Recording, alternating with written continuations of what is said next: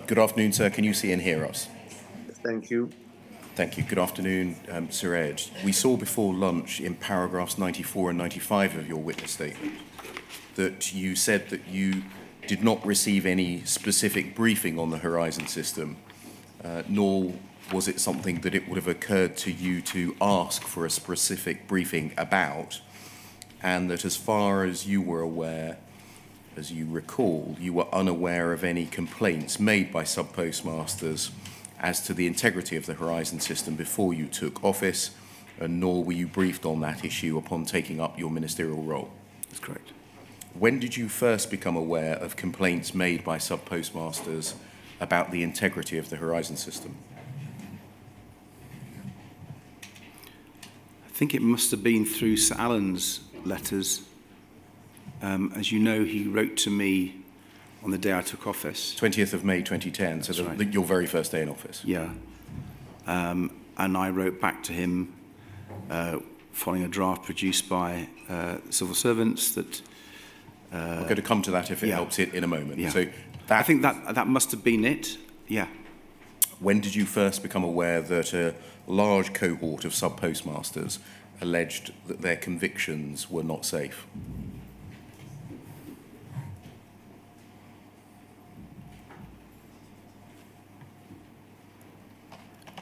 I think that might have been with the High Court in 2019.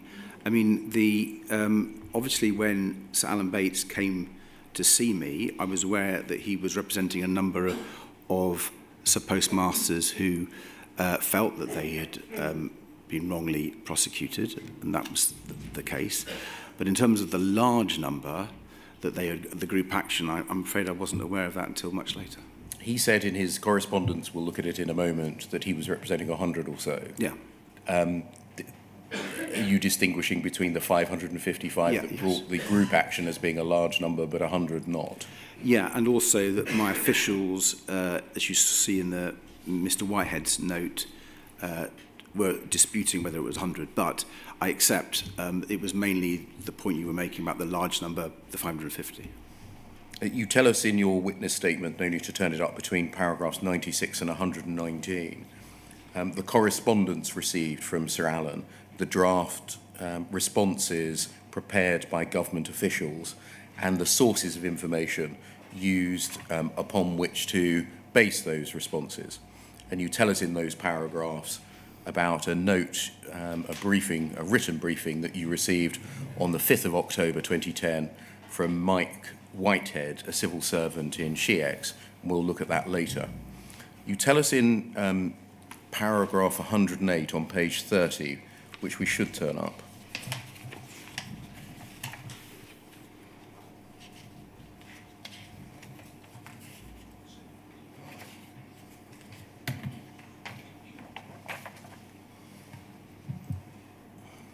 Page 30, paragraph 108.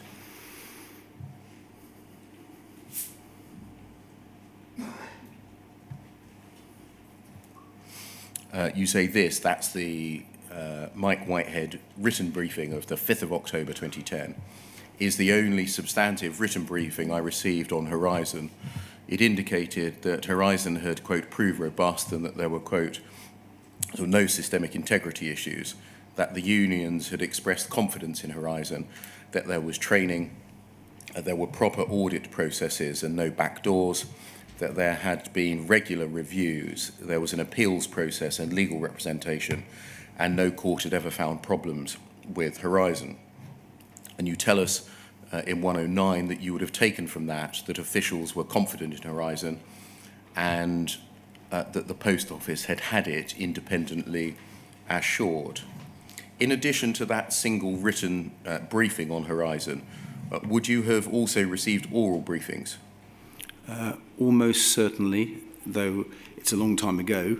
I suspect I would have had one when I replied to Sir Alan Bates after the meeting. How often would you receive oral briefings from SHIEX? More broadly, as opposed to, well, relatively often, because people like Stephen Lovegrove, and others, Susanna Story comes to mind, would have been briefing me particularly on the legislation and the relationship with Royal Mail more than Pole, because of the work we were doing there was substantial. Everything with dealing with the pension deficit of the Royal Mail and trying to get state aid clearance for writing that off. So weekly? Probably not, because Postal Affairs, both Royal Mail Group and Pole, were only a part of my responsibilities. Yes. I'm likely to have had more briefings from them in 2010, I suspect, and in the first half of 2011 than later on, because that was the legislation and the early implementation. So you were piloting a bill at that time? Yeah. When you receive a briefing like the one from Mike Whitehead of the 5th of October 2010, would you ask questions about the sources of information in it, or would you take the document as read and not query the accuracy or the sources of things said in it? Normally we'd take it as read, unless something completely jumped out of you, but I had submissions in all my ministerial posts, and very rarely do I remember questioning them in the way you've described. And so the information presented to you by civil servants you take to be reliable and truthful? Yes. Would you expect SHIEX civil servants and civil servants outside of SHIEX who were briefing you to base their briefings and the letters that they drafted for you on any evidence independent from Post Office? Well, I would assume they would go to Post Office first.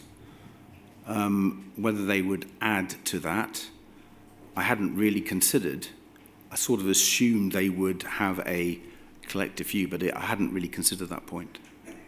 Put another way, would you have thought that they were just relying on what Post Office had told them, i.e. they were a mere conduit of information from Post Office? I would have thought they'd have added some value, but In what way? Well, because the civil service has been managing that relationship for some time, so they would have learned a little more about it. But to be honest, Mr. Beer, I hadn't really thought that through. I just assumed that what was put in front of me was their best advice. Would you expect SHIEX and other civil servants to probe information provided to them by Post Office on contentious matters before relaying it to you in a written briefing?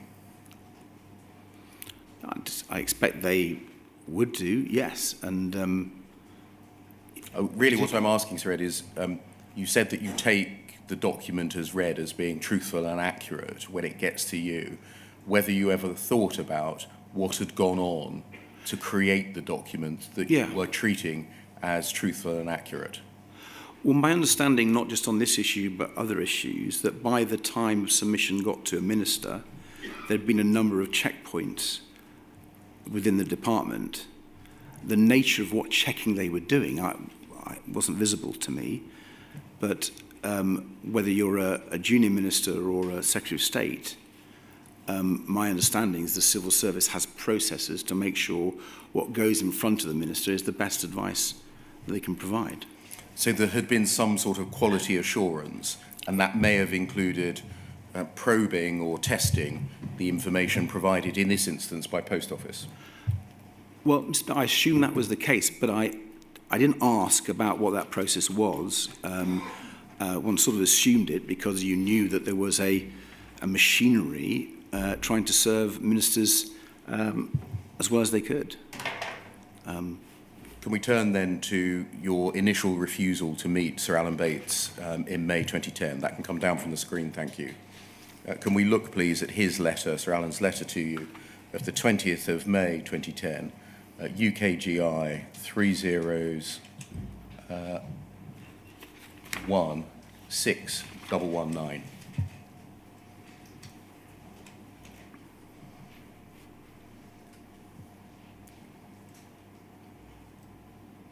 UKGI 3 zeros. Thank you. And if we just look at the top part, please. I take it the handwriting at the top is not yours? No. You'll see that it's on Justice for Sub-Postmasters Alliance paper addressed to you directly. It's dated the 20th of May, which is the very day you took up office, as we said already. Is that right? Yes. And if we just read it, he says, I'm writing to you with regard to your position as Minister of Postal Affairs on behalf of the JFSA. We're an independent group of ex and serving sub-postmasters who suffered at the hands of the Post Office and their Horizon system ever since it was first installed. Our website outlines how we came about and our aims, as well as offering sample cases that were provided by some of the group. Currently, the group numbers close to 100, though we continue to be joined by others who've learnt of JFSA and have found that there is nowhere else to turn to for help.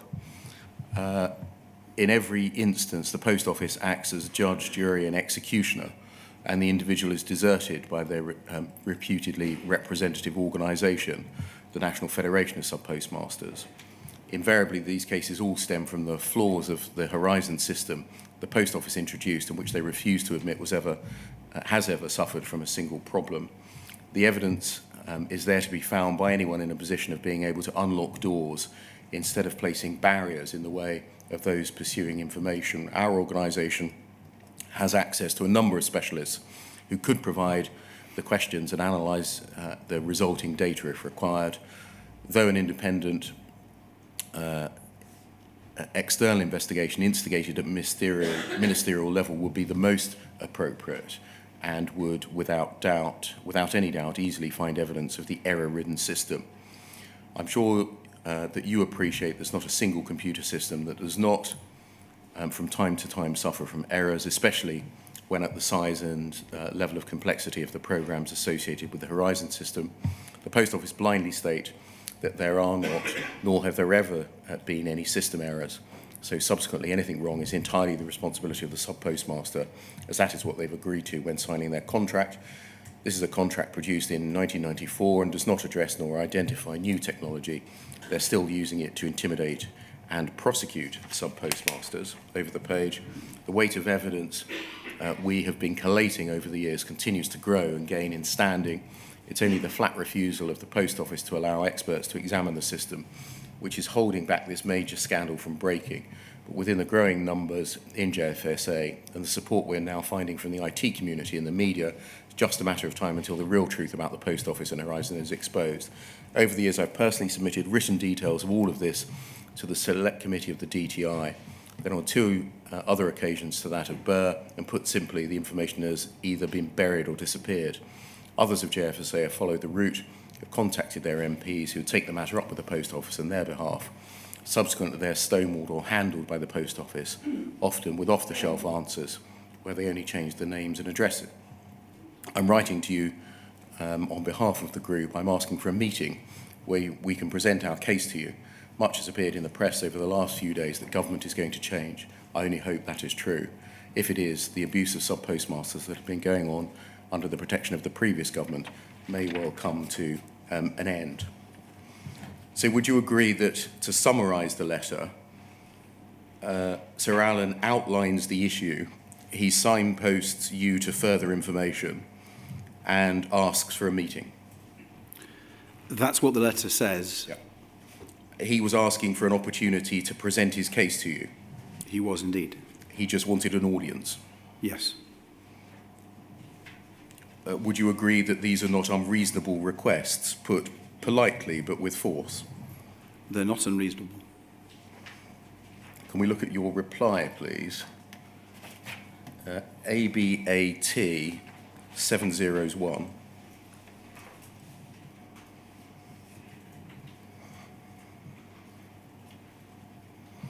31st of May, dear Alan Bates, if we just scroll down.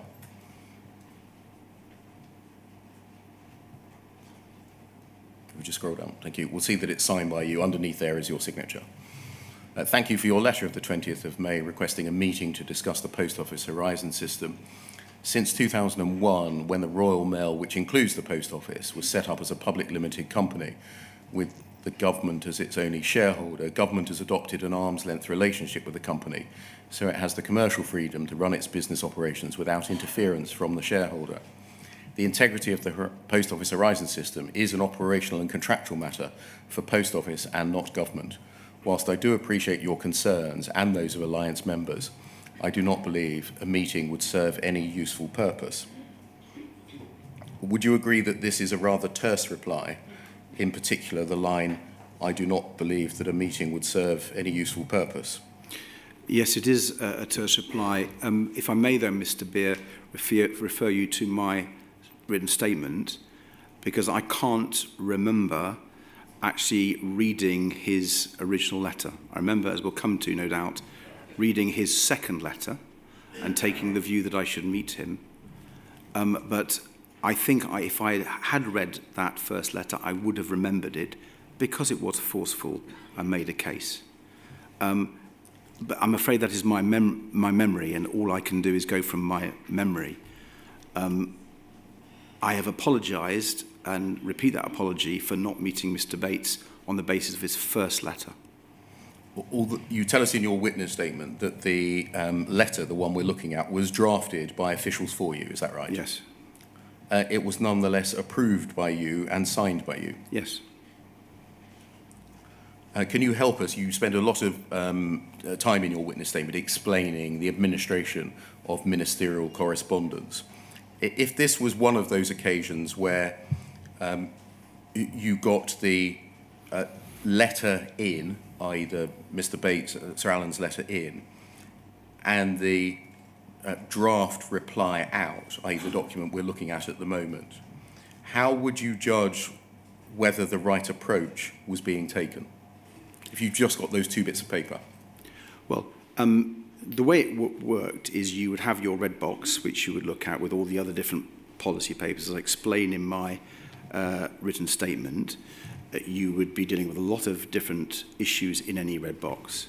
Can I just try and cut through things a bit? Yeah. Because we've got your witness statement about, and I completely accept the breadth and the volume of work. I'm just asking if this was one of those occasions where you got the letter in and the letter out, they're the only two bits of paper that you've got, how would you judge whether the letter that you're being asked to sign is the appropriate one?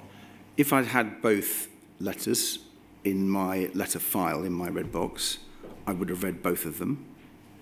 And I'd have had to make a judgment when I was signing all the different letters in that letter file about whether this was an appropriate response to that letter. What I don't recall, and I apologise for this, is whether or not in my letter file there were both the original letter and the response. There may have been, but I don't recall it. And I think I would have done, given the nature of what Sir Alan was writing. So it may be that you didn't even see the letter in. It may be that the only thing that you saw was this letter and you signed it. That may have been the case. I'm sorry I can't be more definite, but we're talking about a long time ago. I just started my post and I was signing a huge number of letters, and I was reliant on the advice of officials. I just apologise that if that was not the case, and I had read it and I wrote this as a reply because it is terse. If you only had the letter out, i.e. the thing that we're looking at the moment, how could you judge whether it was an appropriate reply or not? I was being based on the advice of officials. But it didn't come with any advice. All it came with was a letter in draft, as we see here, without the handwriting at the beginning and the end. Yes, but when you are going through your file of letters, you assume they'd been written, and I was told they were written on the basis of advice from both policy officials and those responsible for that area of policy. In some cases, there's a ministerial sub, isn't there? i.e. there's a cover paper which says, this is the issue, this is the recommendation, these are the facts, these are the options sometimes, and here is a proposed draft reply. i.e. so you're given a briefing and some context before being asked to sign the letter off. That's very rare. The vast majority of cases in the letter file within the red box, and I say in my statement, on the average there'll be 20 to 25 letters in any one red box. The vast majority were by themselves without any submission. A submission would be very rare.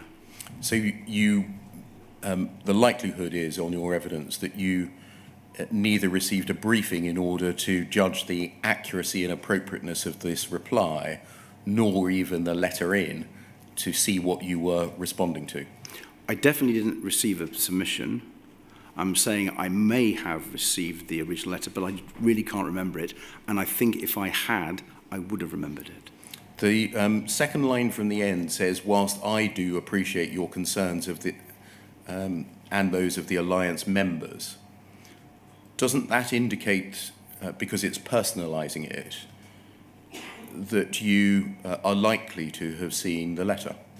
Well, I do indeed say that in paragraph 97. Yes. In my written And I'm statement. asking you now, is that right? It's likely that you did see the letter in? It's possible, because what I've been doing in preparing my statement is trying to think back 14 years to a letter that I wrote amongst many others at a very early stage in my ministerial post.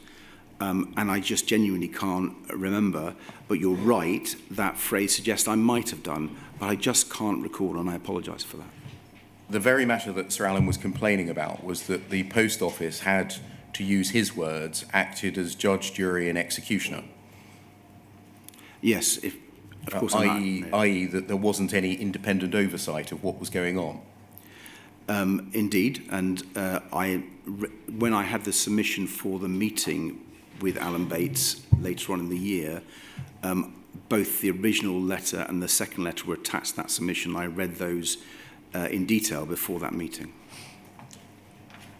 This letter takes the line that Horizon is an operational and contractual matter, which is for Post Office and not government, and that follows Post Office being an arm's length body, given freedom to run its commercial operations without interference by government. Yeah, and that follows the logic that I'm trying to get over, that I was following the advice of officials, and this was the advice of officials on many occasions in relation to this matter. Can we look at your witness statement, please, page 24?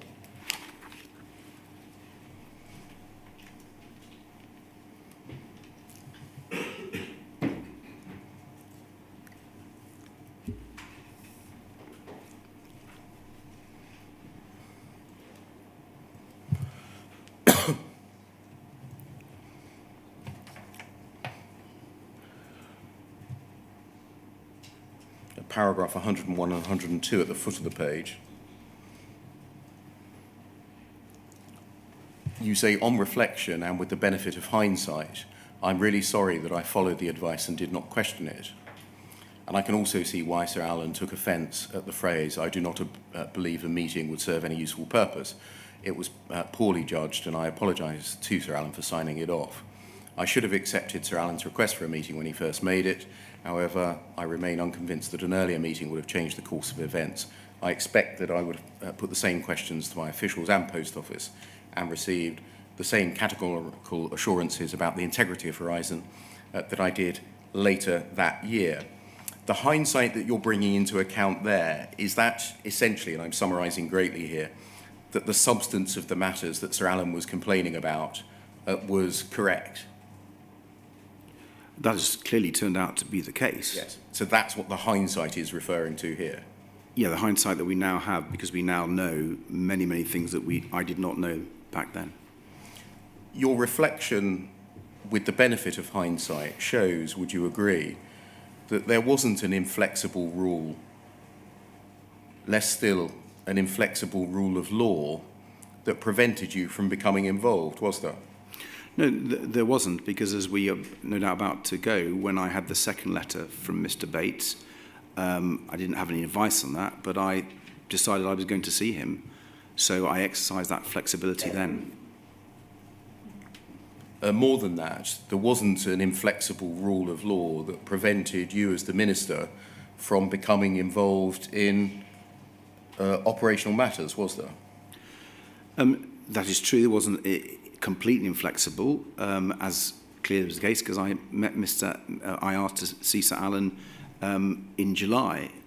But the advice I was given was that it was not a matter for a minister because an operational matter. In asking to see Sir Alan, I was effectively going over the advice. Can we look, please, at poll 0041 7098?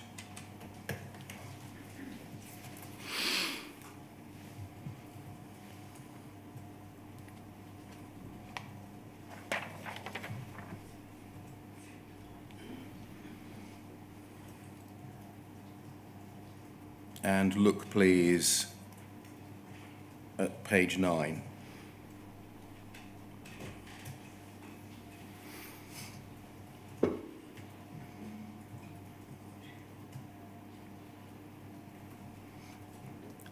Can you see here, if we just scroll down, thank you, a letter dated the 19th of May. Yes, I can. From Priti Patel, then MP for Witham, to, it seems, Vince Cable. Dear Vincent. Yep. I've been contacted by a constituent who runs a local sub-post office who has inquired as to which minister will have responsibility for the post office. They have quite a serious issue with the Horizon system, which, as you are aware, is the IT platform which post offices use to conduct their transactions. Prior to the election, the previous shadow minister was willing to arrange a meeting to discuss the issue, and I wonder whether something could be set up with a new minister once they're in situ. That's you, essentially. Yes. Was this correspondence drawn to your attention? This is the day before you took up office, the day before Sir Alan's letter to you. No, I can't remember that at all being brought to my attention. Ought it to have been brought to your attention? Probably yes. I know Priti Patel asked some written parliamentary questions, which I answered, as you'll be aware, but I wasn't aware she was seeking a meeting. Okay, thank you. I'm going to look now, before we come to the meeting of the 7th of October with Sir Alan, to a series of letters from MPs, either directly to you or forwarding correspondence that they'd received from their constituents, describing problems with the Horizon system and prosecutions arising from Horizon, and a number of written parliamentary questions. Can we look at those, I hope, in chronological order? Can we look at poll 0041 7098, which I think the pack we're on at the moment, page 3, please.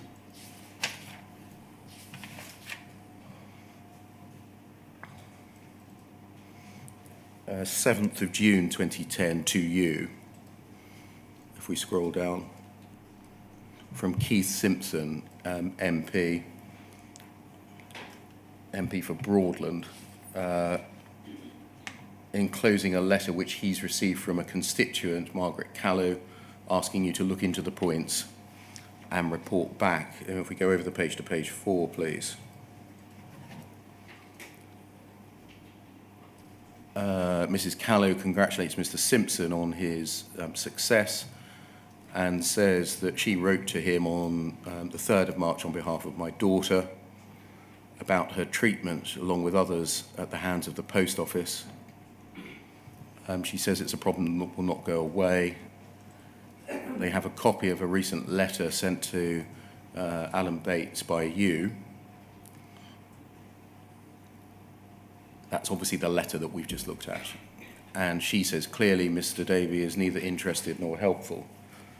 Whilst he prefers to distance himself behind such a reply, I respectfully suggest that all the ministers in government are there to represent us and best help us. It's to be hoped that matters will be taken up on our behalf. As the government holds 100% shares in Post Office, this means that we, the public, own them, so that the validity of your reply is questionable. Therefore, I would hope you could speak to Mr. Davey or his department to ask him to look at the issue again. Ought this letter to have been, i.e. the cover letter from Keith Simpson, if we go back to page 3, and its enclosure to have been brought to your attention? Yes, it's a letter to me from an MP. Yes. And ought there to be a reply to this? There should have been. So that was the 7th of June. Can we go forwards, please, to WITN 1061 0110?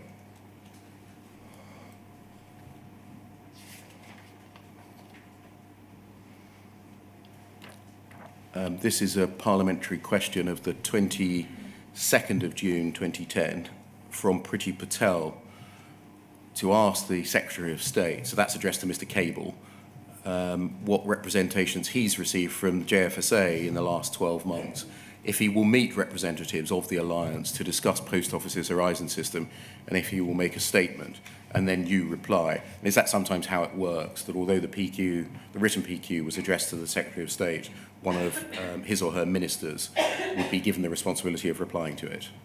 That's right, and the draft parliamentary answer, written parliamentary answer, would be in another file in the red box, and you would go through them one by one.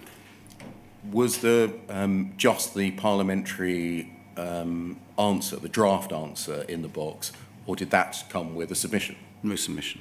Sorry, no submission? No submission, no. Again, how would you judge the accuracy or appropriateness of the answer if it came just as a single sheet of paper? Well, you were reliant on what your officials were telling you, and one would expect, and certainly it was my experience, that they would draft a reply that was factually accurate and reasonable. You say in your reply, given Post Office's responsibility for negotiating contractual terms and conditions with sub-postmasters, I've asked David Smith, the Managing Director of Post Office, to respond directly to my honourable friend, and a copy of his reply will be placed in the libraries of the House. Yes. That seems to be repeated twice for some reason. So here, the reply suggests that you had, or somebody on your behalf, had asked the Managing Director of Post Office to respond to the question raised. Indeed. But the question was to ask the government what representations it had received from JFSA in the last 12 months.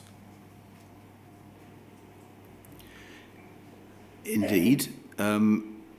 But I was assuming... Why would Mr. Smith know the answer to that more than government?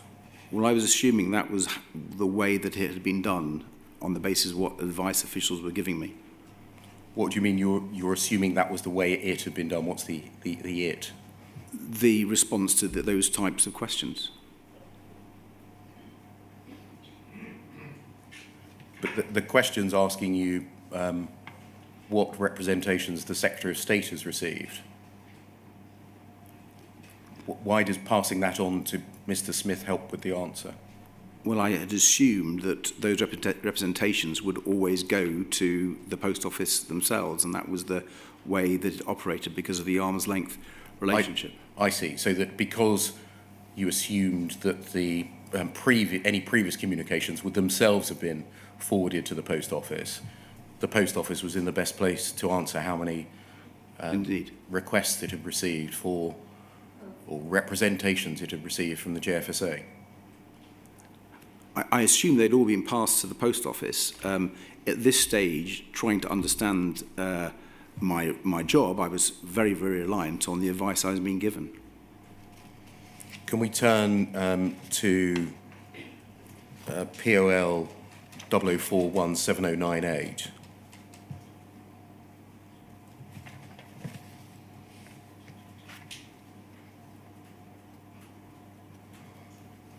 And page 17, please.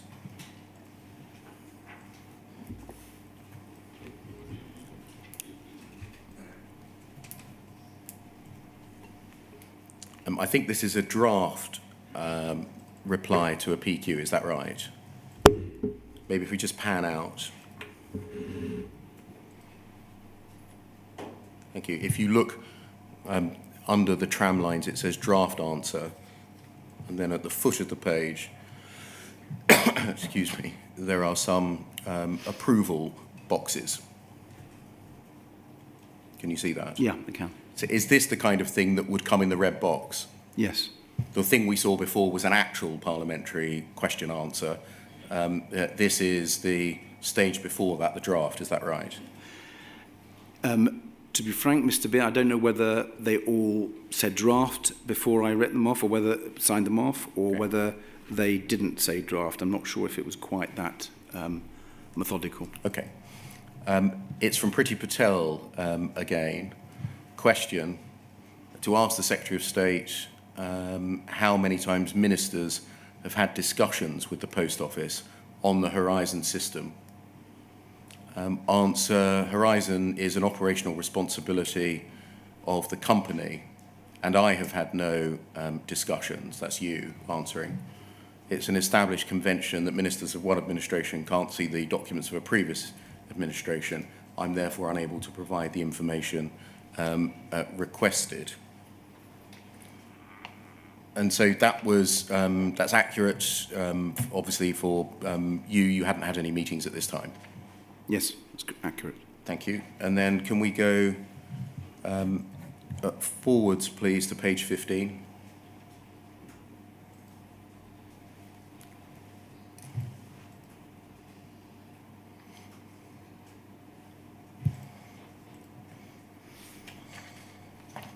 Third question from Priti Patel, with again a draft answer. To ask the Secretary of State for BIS if he will review the effectiveness of the Post Office's Horizon system and if he will report his findings to the House. Your draft answer, I've asked David Smith, the MD of Post Office, to respond directly to the Honourable Member, and a copy of his reply will be placed in the House libraries. So again, that's essentially maintaining the operational responsibility point, is that right? Yes, indeed. Can we turn on, please, to WITN 10610111?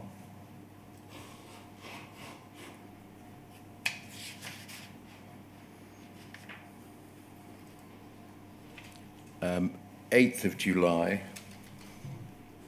from Priti Patel, to ask the Secretary of State for business what his most recent estimate is of the cost to postmasters and sub-postmasters of errors in the Horizon operating system, and if he'll make a statement. Your reply, I've asked David Smith, MD of Post Office, to respond directly to the Honourable Member, and a copy of his reply will be placed in the House libraries. So it's essentially the same answer as the previous one, maintaining the operational responsibility for Horizon being a matter for the Post Office line. Is that right? Can we move forwards to the 12th of July, please? Poll 00417098.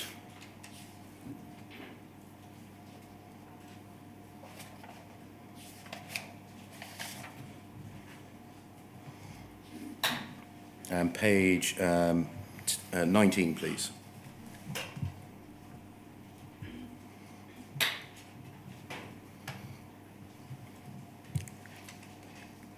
A letter to you from Jenny Randerson, Assembly Member.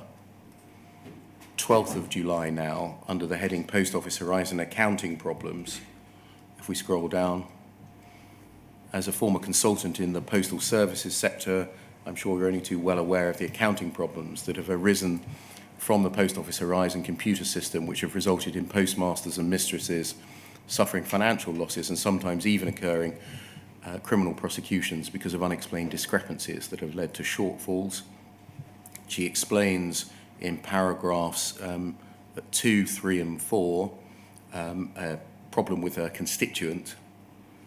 And then if we go down to paragraph 5 at the foot of the page, I'm aware that the previous government built up an extremely poor IT record, and it had already entered into a contract with BOI to enable Post Office to provide a range of financial services. And then over the page, please. I'm sure you will agree that the apparent inadequacies of the Horizon computer system and the injustices it has caused need immediate investigation and resolution. And I would welcome your advice as to the government's intentions in this matter. Again, ought this to have been passed to you for a reply or a draft reply provided to you for signature? Yes. Can we move on, please? Poll 0041 7099.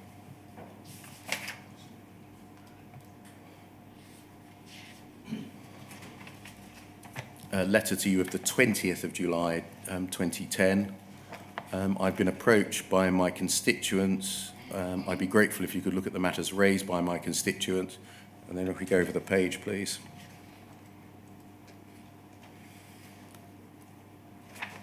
I should have said this is from Alan Michael MP. This is the letter from his constituent saying, I'm writing to you with regard to the way I've been treated by Post Office. Second paragraph, at the end of the day, the root cause behind the problems I had with Post Office was entirely due to their fault-ridden Horizon system. I'm not alone in suffering from a system which is prone to errors, has negligible support, is inaccessible to the level required to manage the business. But it's me that is held accountable for its failures and losses. The Post Office is 100% owned by government. Regardless how government try and sidestep its responsibilities, it's the government of today with its silence that ultimately approves and sanctions the atrocities that Post Office has inflicted on me and sub-postmasters.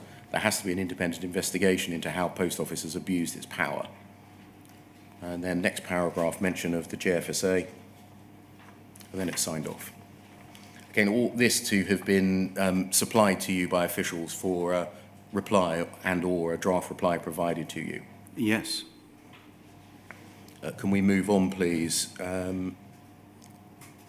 Poll 0041 7098.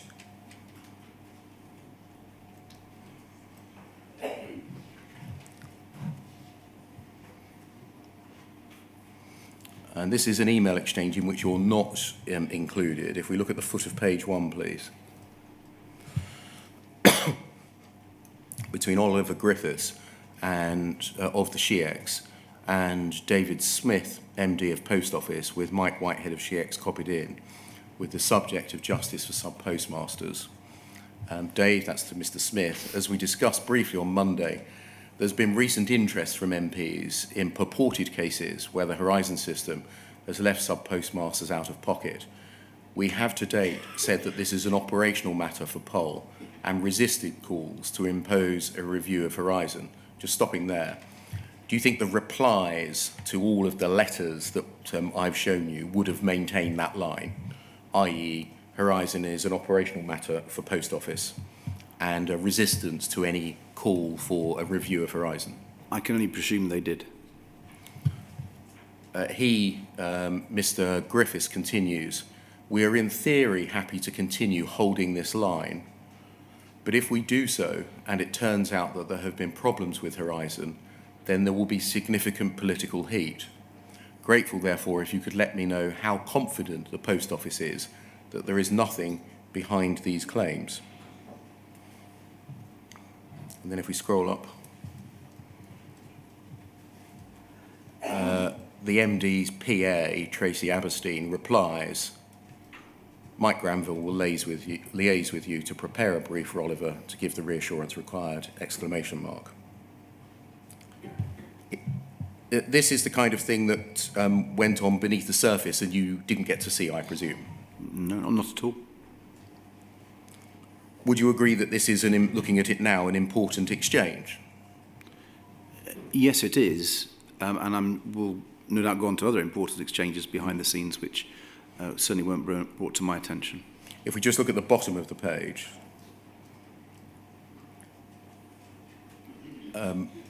SHIEX are saying we're happy in theory to continue to hold the line. If it turns out there are problems, then there will be significant political heat. Grateful to know how confident Post Office is there's nothing behind the claims. Do you agree that this shows that there was no requirement in law for government to adopt the position it did, that Post Office was an arm's length body and that all matters relating to Horizon were operational ones for the Post Office to answer. That was just a line. That is what he is saying in that, and there is no doubt, as I showed myself, that ministers could ultimately ask about these sorts of questions. And when I did ask to see Mr. Bates, Sir Alan Bates, to ask about these questions, no one said I couldn't. And so it was a matter of choice as to whether and to what extent government got involved, rather than the law prohibiting it, correct? That is true. In these early days, I was reliant on the advice, and I thought that was the case. But as we'll no doubt come on to with Mr. Bates' second letter, Sir Alan Bates' second letter, I decided I would see him, despite what I'd been told. Would you agree here, reading this exchange, that what appears to matter to SHIEX in deciding whether to hold the government line was the government's confidence in whether there was anything in the claims or not? That's how it reads. Is this the extent of the testing that you would envisage had gone on in testing the accuracy, strength, truthfulness and reliability of what Post Office was saying to government, i.e. an email exchange between three people saying, tell me how confident Post Office is that there's nothing behind the claims, and then an email from a PA back saying you'll get a brief?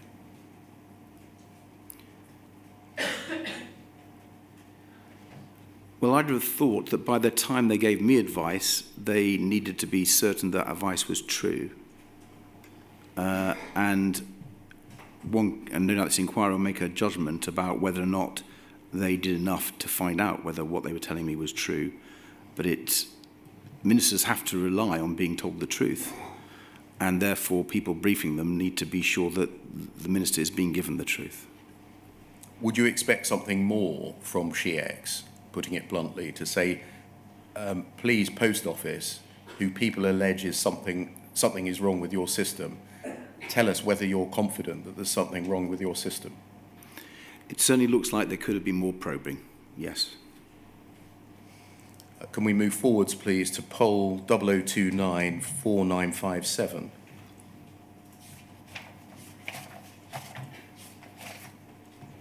We're now on the 26th of July. There's a letter to you from the then Chancellor of the Exchequer, George Osborne, writing in his capacity as a constituency MP. He says that his constituent, Mr. Walters, has written to me about errors on the Post Office computer system, which he believes led to the termination of his contract. He and others in a similar position excuse me, have joined JFSA. I enclose a copy of his letter. We go over the page. He says that he's writing to Mr. Osborne in relation to the way he's been treated.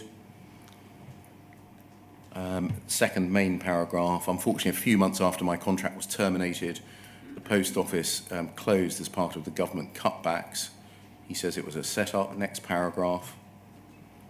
Do you think it's strange that not only I, but many other sub-postmasters have experienced the same thing, that nearly 300 sub-postmasters have been suspended for similar offences as we speak? It's all right expecting the poor sub-postmasters to make good any shortfall, but what happens when they're thousands of pounds under, which is obviously a computer error and cannot be right, yet they're expected to make good this loss? Those that cannot are treated as criminals and sentenced as such, because the Post Office say they've taken the money, although the Post Office cannot produce such evidence to support these claims. The saying that innocent until proven guilty does not come into it. Penultimate paragraph on that page, at the end of the day, the root cause was due to their fault-ridden Horizon system. We're not alone.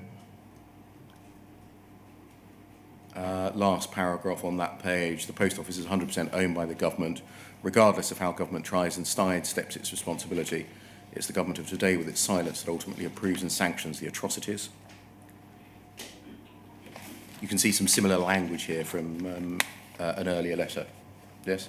Yes, indeed. Again, should this, should George Osborne's letter have been provided to you by officials for a reply? So I'm surprised it wasn't. I can't, in the pack that I've been filed, I can't see any reply from me to this. Can we move?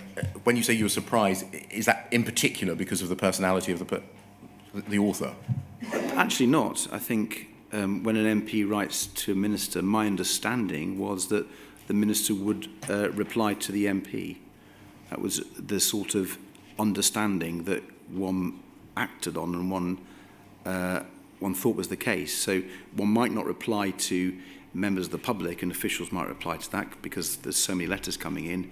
But I had assumed that any letter to me as a minister from an MP would get a reply from me. Can we go forwards, please? UKGI 3014108.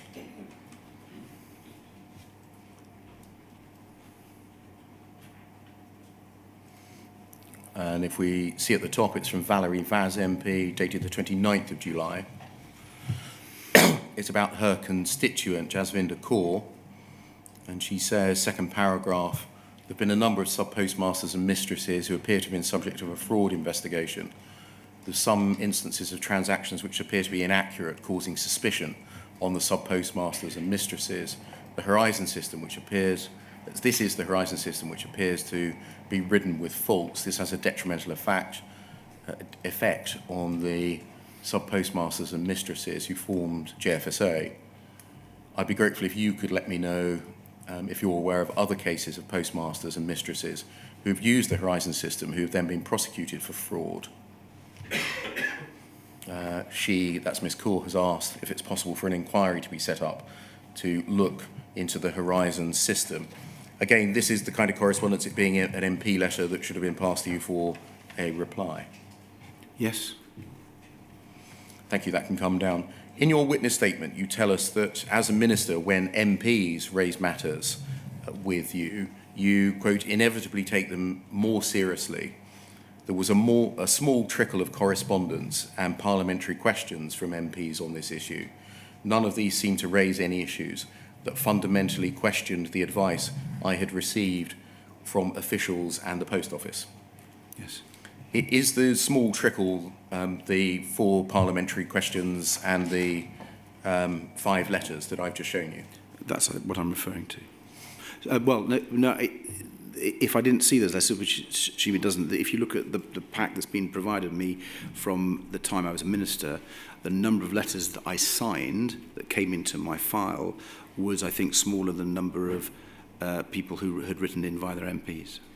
Can we look at an example of a response to the letters that you received from MPs? UKGI 3013913.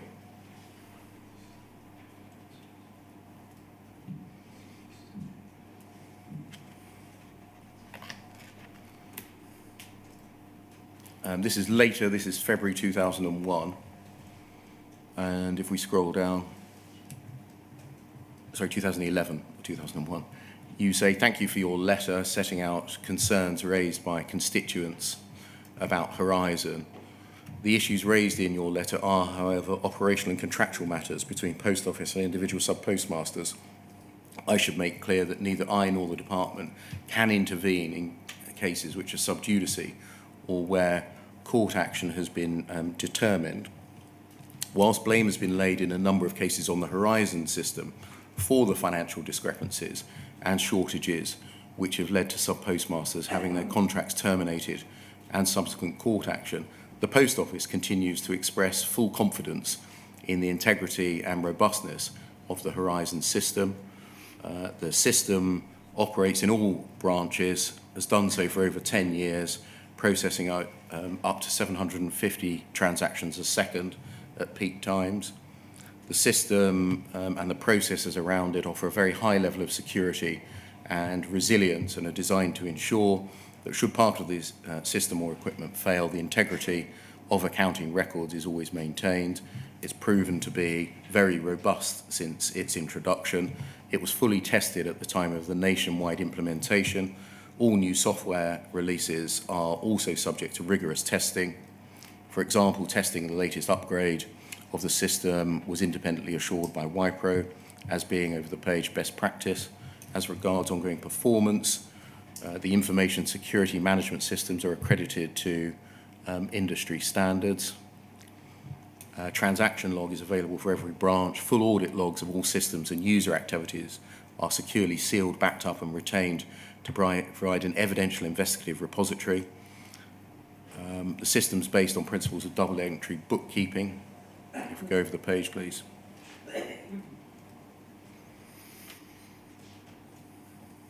I think that's the end.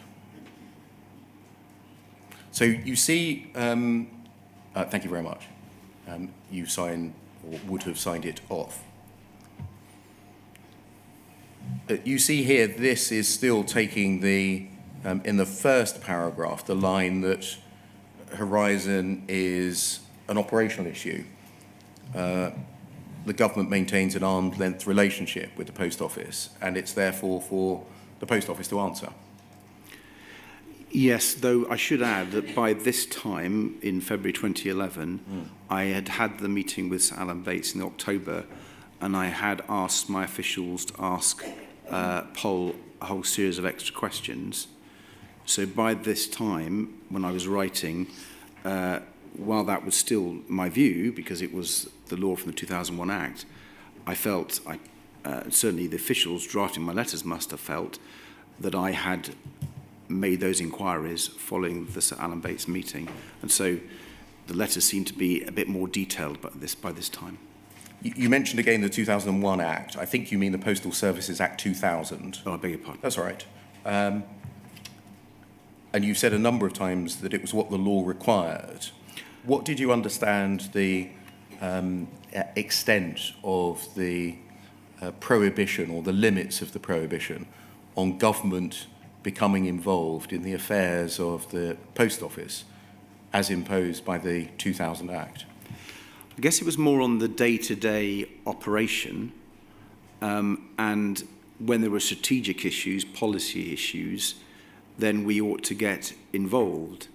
And as it will no doubt come to, when I had the second letter from Sir Alan Bates, although I wasn't advised to meet him, the number of people who, having engaged in that second letter, it did seem to me that this was becoming more than an operational matter. There was something that I needed to find more information about.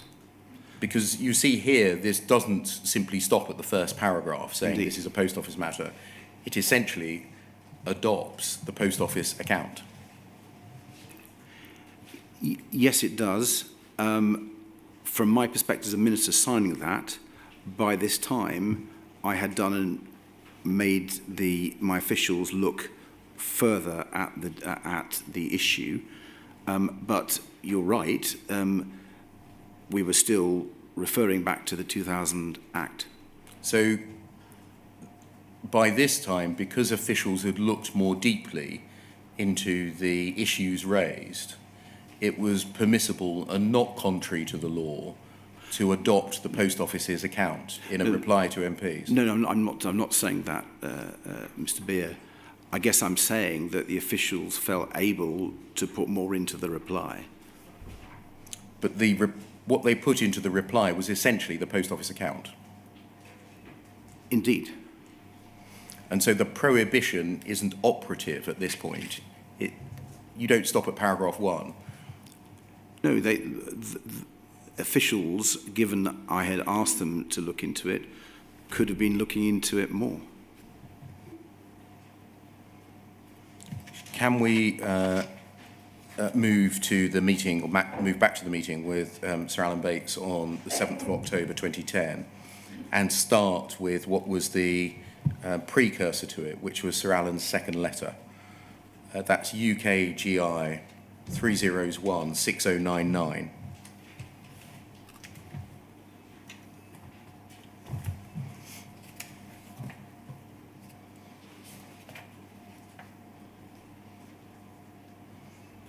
and we should find a letter, that's it, of the 8th of July 2010. So it's in the midst of that slew of correspondence and PQs that I showed you. Dear Mr. Davey, I have to say your response to me dated the 31st of May 2010, that's the one we've looked at, regarding the very serious issues I had raised, was not only disappointing, but I actually found your comments offensive. It seems that though there are new politicians in post, the government has not changed. The letter you sent is little different to the one I received 7 years ago from the minister responsible for post offices at that time, and so many more lives have been ruined in the interim because of that same attitude. It's not that you can't get involved or cannot investigate the matter. After all, you do own 100% of the shares, and normally shareholders are concerned about the morality of the businesses they own, the business they own. It's because you've adopted an arm's length relationship that you have allowed a once great institution to be asset stripped by little more than thugs in suits, and you have enabled them to carry on with impunity regardless of the human misery and suffering they inflict.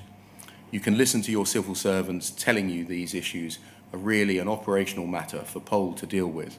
You can even listen to the Post Office telling you Horizon is wonderful, that there has never ever been a problem, it is inherently robust, and these are just a few malcontents trying to cause trouble. Or you can meet with us and hear the real truth behind Horizon and what the Post Office is actually up to. Your civil servants and Post Office will not tell you about Post Office staff harassing sick ex-sub-postmasters, demanding written promises of money, or they'll send the police round. They won't tell you that Post Office watches Post Offices heading into trouble, fails to provide any help, then waits until the problem shows a loss of £20,000 or more, so that the sub-postmaster then falls foul of the Proceeds of Crime Act. They won't tell you that when someone wants to sell their post office and has a suitable buyer, Post Office will turn down the applicant to drive that business into the ground. You won't hear about sub-postmasters endlessly requesting audits of their offices and having to wait for up to 5 years for someone to turn up in offices turning over £5 million a year. Neither will they tell you of the cases where Post Office have run an audit, closed the Post Office, bankrupting the owner who loses his business, house and family, holds a pending court case over him for 18 months, then drops the charges and walks away. Nor will they tell you about how they're stopping sub-postmasters selling on the Post Office side of their business in order to recover their original investment. They won't even tell you that the Horizon system is designed to entrap sub-postmasters so that they can easily finish up in prison just by trying to open the day after a trading period balance. This is just a taste of some of the practices your company is carrying out in your name, day after day. They brandish a big legal stick, fail to provide evidence in court, and rely on the clause in the 94 contract about a sub-postmaster being liable for any loss from their office, however it occurs. Yet it's their shoddy Horizon system that is the root cause of all this. Post Office themselves lose thousands of pounds from each of the Crown offices that they run using Horizon, though their staff are not treated as guilty until proven innocent, but a sub-postmaster is. The whole of this scandal is teetering on the edge of a precipice at this point in time, but it is still not too late for you to reconsider convening a meeting to discuss the issues involved if you are prepared to keep an open mind.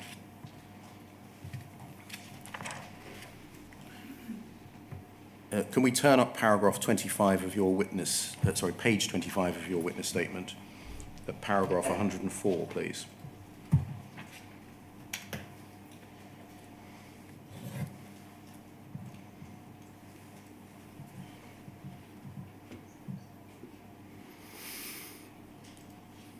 Page 25, paragraph 104.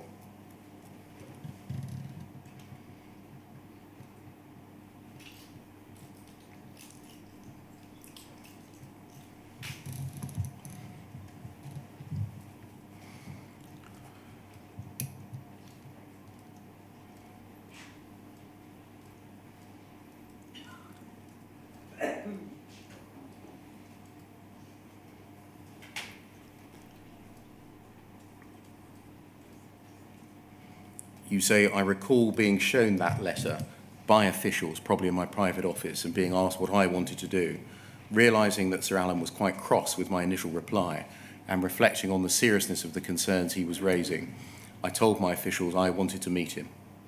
I do not remember what, if any, what, if any, advice my officials gave me at the time, but I did meet Sir Alan on the 7th of October. I note that Mike Whitehead's briefing of the 5th of October 2010 stated that officials recommended offering a meeting for, quote, presentational reasons. As far as I can remember, that briefing, long after the meeting had been arranged, was the first time that presentational reasons for the meeting were mentioned to me. They were certainly not the reason I decided to meet Sir Alan Bates following his second letter. As set out above, I told officials that I wanted to meet him because I could see he was cross at my initial response and wanted to hear his concerns directly. So, in summary, you're saying that the meeting was arranged because you decided that it should be arranged. You could see from the content of his letter that he was angered by your reply, and you deny that presentational reasons, as per the briefing of the 5th of October, played a part. Yes, that is my recollection. I should add, Mr. Beer, that in, I think, one of the bundles that came quite late to me, I noted an email from Mike Whitehead to Post Office Limited telling them that I had asked to meet JFSA, where he said that I had done that on the basis of the second letter of Sir Alan and being told that Channel 4 News were thinking about some... Going to come to that in a moment. But the point was, and he added, and I had given no advice for that meeting. The reason why I bring that to your attention, the inquiry's attention, Sir Wynne, is it sort of confirms my recollection, because I'm having to recollect issues from 14 years ago. I do remember my official from my private office coming in to me, talking about this letter, showing me the letter, and me making the decision there and then that I ought to meet him. Can we look at the two pieces of evidence in turn then, starting with the briefing of the 5th of October 2010, UKGI 6062.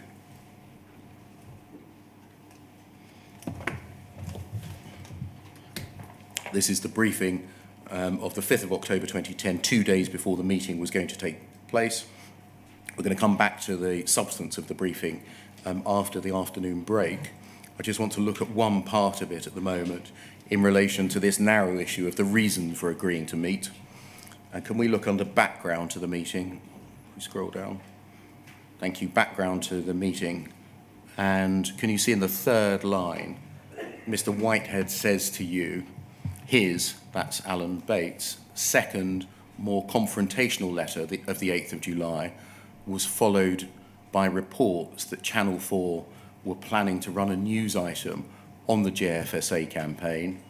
We then recommended offering a meeting in response to this second request for presentational reasons against the background of potential publicity, the Channel 4 news item, playing heavily on a government minister, quote, refusing to meet victims of government-owned Post Office Horizon system, which has systemic faults, resulting in wrongful accusations of theft or false accounting. So just dealing with that piece of evidence to start with, in terms of accuracy, it's right that Sir Alan wrote a second letter on the 8th of July, isn't it? That's correct. It's right that that second letter was more confrontational than the first. Very much so. It's right that it was followed by reports that Channel 4 was going to run a news item on the JFSA campaign. I now understand that to be the case, yes. But you say it's wrong that the recommendation to you was that the meeting was to be agreed to for presentational reasons. That is wrong. I have this memory of this meeting with my junior official from my private office, and there was no submission or recommendation for a meeting. It was my decision. Do you know why Mr. Whitehead would say that the recommendation to you was to agree to a meeting for presentational reasons if that was false? I don't know. The problem, would you agree, with agreeing to a meeting for presentational reasons is that it may suggest that there is in fact little or no interest in the subject matter, but instead the guiding light is how it all looks to the outside world? That's what it would appear, but that was certainly not in my mind. And I repeat from my statement that the first time I saw this would be in my red box of October. I took the decision to meet him in July, 2 months into my term of office. Meeting for presentational reasons would all be a bit plastic, a bit synthetic, wouldn't it? Totally.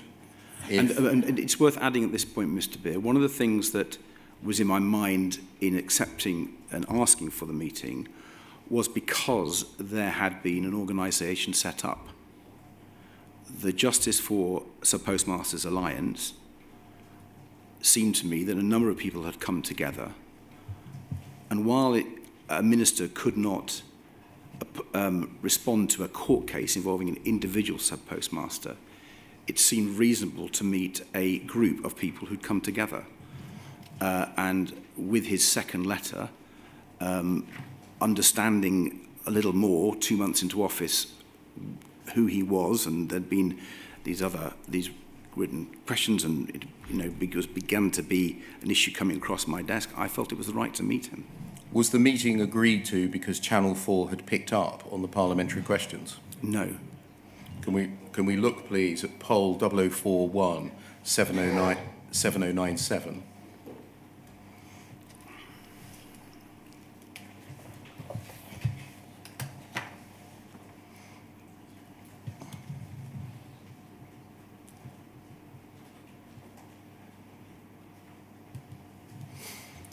This is the email that I think you were referring to a moment ago, Sir Ed. It's dated the 28th of July 2010. So remember that Sir Alan's letter was the 20th of July 2010, his second more confrontational letter.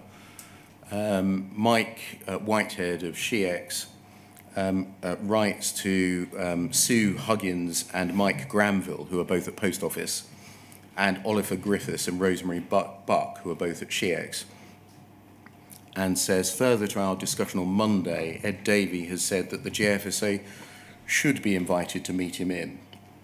He took this view on the basis of the 20th of July letter from JFSA and the briefing on the expected Channel 4 news item, and without further advice from me. And then there's some other information that's not relevant to our question. This is a record, would you agree, which suggests that you took a view, i.e. decided, to meet Mr. Bates in part because of a Channel 4 news item that was expected, doesn't it? Well, it's his reporting of a oral meeting between my private office and myself. I've no doubt that the private office mentioned there could be a Channel 4 news item, but the letter was the substantive reason because it was a very strong letter. I had no, as he goes on to say, there was no advice from him, there was no written submission advising me whether or not to take the meeting. The meeting was decided by me in my office, having read the 20th of July letter.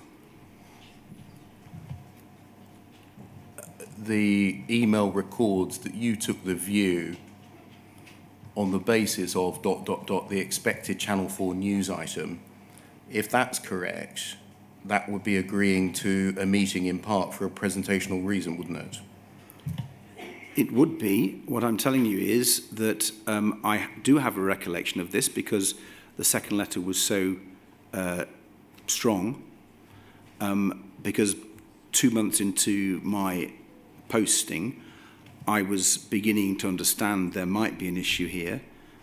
I was beginning to understand that JFSA was an organisation representing a number of sub-postmasters, and it felt reasonable to meet them, having spent a number of years campaigning on behalf of sub-postmasters. To have a letter in the way that Sir Alan Bates wrote it struck me very strongly, and so I wanted the meeting. I have to say, a possible Channel 4 news item was not something that was particularly troubling to me. So there are two pieces of evidence, would you agree, that record that the reasons for meeting Sir Alan included a reason of how it would look? There's the submission, and I remember being rather irked by that bit of the submission when I read it, but we were about to go to the meeting, and it was the substantive points that I focused on. But Mr. Whitehead wasn't at the briefing with my private office, and he's taking that, no doubt, from report from the officials who were there. Thank you, Sir Ed. Sir, can we take the afternoon break, please, until 20 to 3? Sorry, 20 to 4. Oh, yeah, certainly, yeah. Thank you, sir.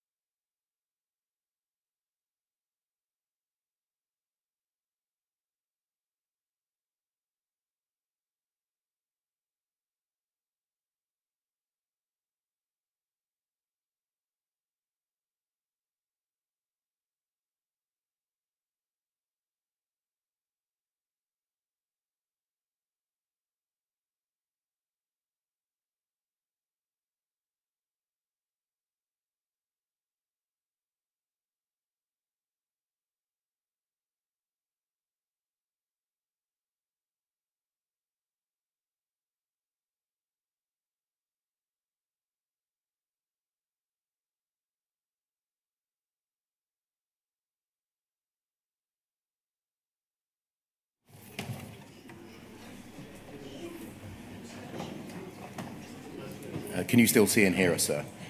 Thank Thank you. Sir Ed, can we look at two documents at the same time, please, on the screen? The first document, please, poll 308-8974.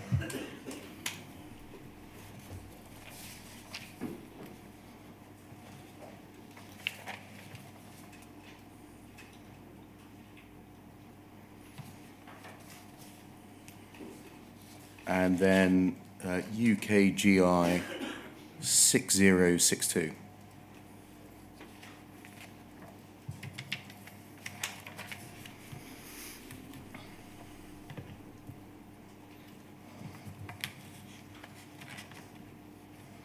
Thank you. You'll see on the left-hand side is the briefing that was provided to you for your meeting on the 7th of October.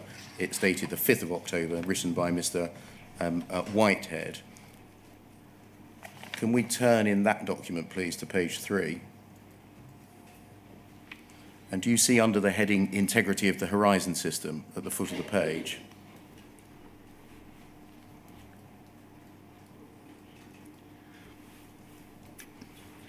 Can you see it starts with the Horizon System has been in place for over 10 years. And then if we go over the page, that paragraph ends in the system. Next paragraph, the system's currently being updated to Horizon Online, ends with Horizon System. Next paragraph, integrity of both Horizon and Horizon Online is built on tamper proofs, ends in branch accounts remotely. Next paragraph, critically, Horizon creates a separate audit file, ends in at the time concerned, scrolling down. Sub-postmasters are trained on the system, ends in update the accounts. Next paragraph, as with any large organisation, ends with ensure ongoing accuracy. Then a new heading, action taken, begins with Post Office Limited has a regular system, ends with undertaken by the NFSP, and then all of the paragraphs to the end, in fact, the end of the document, no court has ever ruled there have been problems with the Horizon system. Just going back to the start of that, on page 3, where it begins. Scrolling down, thank you. There. When you read this, or when you would have read this, would you have expected that some system or process for verifying the accuracy of what you were being told had been undertaken? Yes, I would have assumed I was being told the truth and that it was, from my officials, the best information they could provide with me. You see that the way it's presented to you is, as a matter of fact, that this is the single truth. Yes.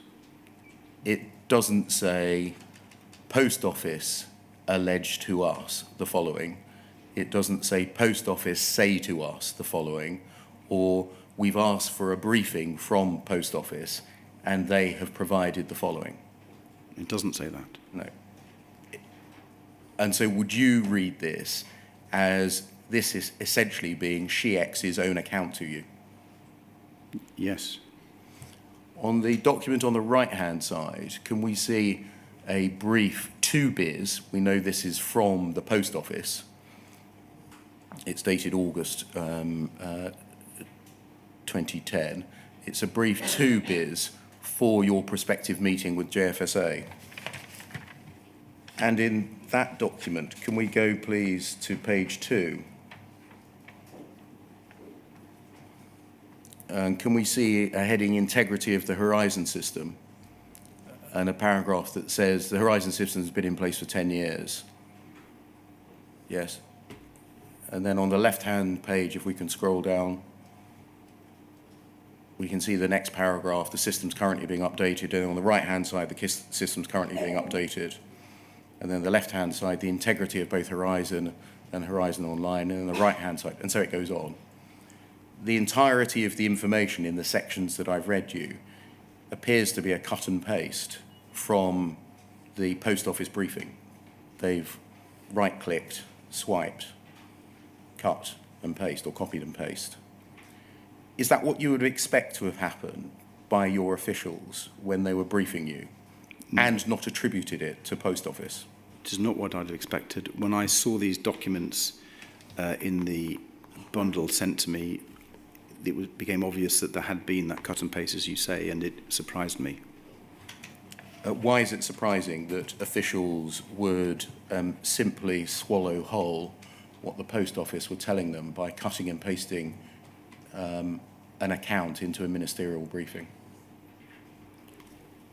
I'd have thought they would have had a meeting and not argued, but probed a bit, because this meeting had been planned for. I'd asked for it in the July, 2 months after coming into office. It didn't happen till the October, so there was plenty of time for them to prepare. And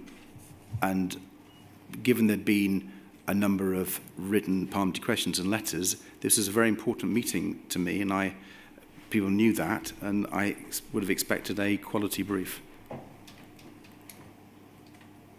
We can get rid of the document on the right-hand side, please. Turn to the meeting itself, and on the document on the left-hand side, go back to page 1. Thank you, and scroll down.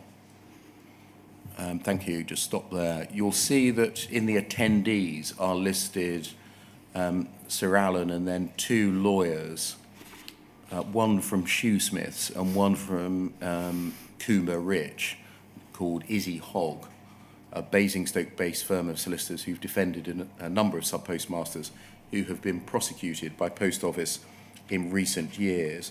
That this was a meeting on the 7th of October, and we know that Izzy Hogg was Seema Misra's solicitor, and that Seema Misra's trial started a few days later on the 11th of October 2010. We also know that, through other evidence, that David Smith of the Post Office and the executive team at the Post Office were watching the trial very closely. Was, to your recollection, Seema Misra's case and her impending trial discussed at the meeting? I can't remember, but I think in the reply that I gave to Sir Alan, there was a reference to it. So I think that reply. In the 7th of December reply, but that may have been because he wrote 2 letters subsequent to the meeting, and it may have been in there. And I'm sorry, I don't know, but I can't remember it being raised at the meeting. We haven't got a note of the meeting. I think you understand, or haven't been given a note. I asked the department for minutes and all the submissions from my diary, and they weren't able to give it to me. And same here. Would you have followed the lines in your briefing? By and large, yes. The lines were the key lines that I took from them was that, as they say, being listening mode, and their reason for that was there was a possibility of a court case, and they were said that it was prudent to, as you see in there, prudent to adopt a sub judice approach in the comments you make. I don't know how many questions I asked. I certainly was keen to listen and hear their points of view. If you look at our objectives at the foot of the page, you're advised by Mr. Whitehead that tactically we would advise you to seek to establish at a very early stage whether legal action against Post Office is imminent or planned. If so, it will be prudent to adopt a sub judice approach in the comments that you make. Did you read that as being a device, i.e. to establish the concurrency of court action, therefore giving you an additional reason not to commit to anything? Well, I'm not sure if it's a device. I assume they were giving me their best advice, and they Just the sentence begins with the word tactically. Well, they may have been wanting to protect me as a minister. I don't know. But it's difficult, Mr. Beer, because I can't remember exactly all the details of that meeting. I can remember how I considered Sir Alan. I'm happy to go into details about that. But I don't always follow the advice of my officials, and that's why the meeting was taking place. The advice continues that you should emphasise that the issues raised by the GFSA are operational and contractual matters for Post Office. Make clear that government, as shareholder, has an arm's length relationship and doesn't have any role in the company's day-to-day operations. Establish whether legal actions contemplated or committed to taking place. If so, note it will be for the relevant process, a legal process, to decide on the GFSA case, and that the issues are effectively sub judice. And then over the page, please, demonstrate you're prepared to hear the GFSA's side of the story. GFSA claim both Post Office and officials are covering up the problems with Horizon, but make clear that you are not in a position to offer substantive comment, and then to avoid committing to setting up an independent or external review of Horizon. Do you think you're likely to have followed those lines? I'm pretty sure I would have followed those lines, yes. I might well have asked one or two more questions than they wanted, but it was a meeting which Sir Alan had wanted to put his case. Under the heading Issues or Elephant Traps, in bold, Mr. Whitehead says we recommend you should be primarily in listening mode on the basis that any statements or comments made at the meeting may subsequently be quoted in any legal process involving JFSA or its members. Did you remain primarily in listening mode? I would have certainly been in listening mode for most of the meeting.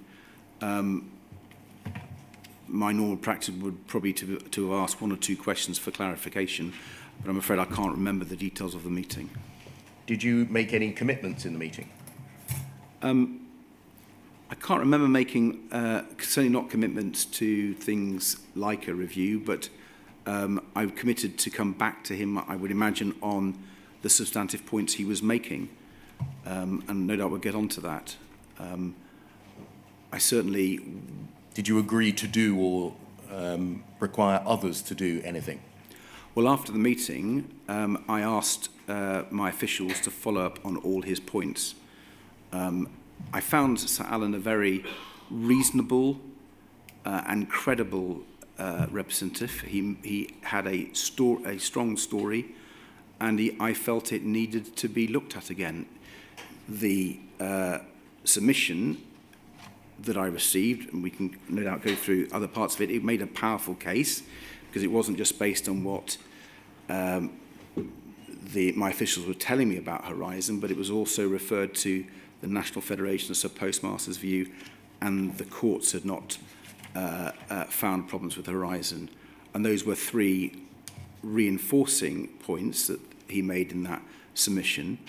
But because Sir Alan was very articulate and able champion for his case, I still felt, despite this submission, that more work needed to be done to reassure me that what was in the submission was true. Can we turn lastly then to poll 00186759?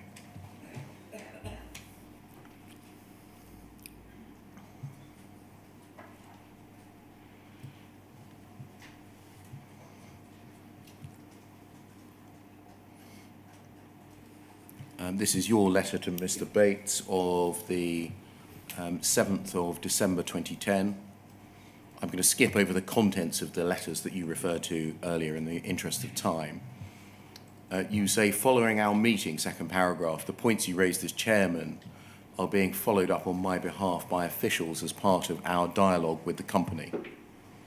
However, as I made clear, neither I nor the department can intervene in cases which are sub judice or where court action has been determined, as in Mrs. Misra's and Mrs. Buffery's cases.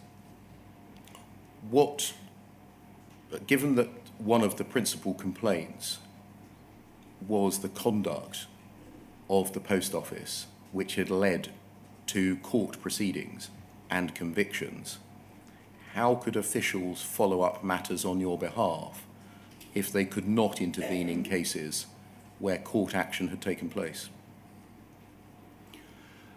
Well, the basic understanding that I have of the court practice is that the executive arm of government, be they officials or ministers, can't interfere, shouldn't interfere, and I wouldn't seek to interfere with the judicial process. Was anyone asking you to, or your department, to interfere with the judicial process rather than examine the conduct of prosecutors? I think they were wanting to...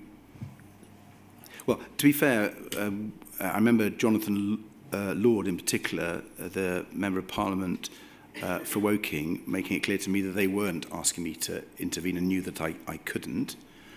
But in terms of the prosecution process, that wasn't, to my understanding of the meeting with Sir Alan, the core part of his questioning. The core part of his questioning seemed to be around issues to do with Horizon. You say in the third paragraph here that you realise the core of JFSA's concerns relate to the Horizon system. ... However, Post Office continues to express full confidence in the integrity and robustness of the Horizon system, and also categorically states there's no remote access to the system or to individual branch terminals which would allow accounting records to be manipulated in any way. And I think you now know that that itself is a cut and paste from information provided from Post Office. Indeed, I do now know that. A bit like before. I'm not going to spend time in showing you the documents because I think you will have reached that conclusion yourself. Again, are you disappointed that your civil servants have simply swallowed what they've been told by Post Office by cutting and pasting, in this case, an email into a draft letter to you, for you? Particularly at this point, because having asked for the meeting with Sir Alan, having had the submission that I did, but then saying I still think these points need to be looked into, I think that was an invitation for them to look rather harder. Thank you. At least on this occasion it says the Post Office continues to express, so it's attributing that which follows to the Post Office. Can we turn lastly, so far as questions from me are concerned, to your witness statement, please? It's the end of your witness statement concerning your reflections.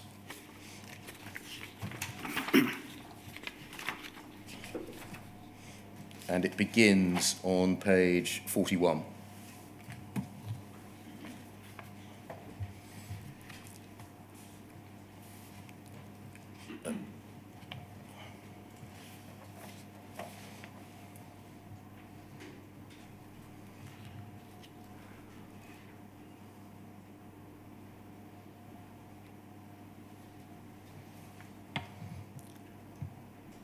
If we scroll down.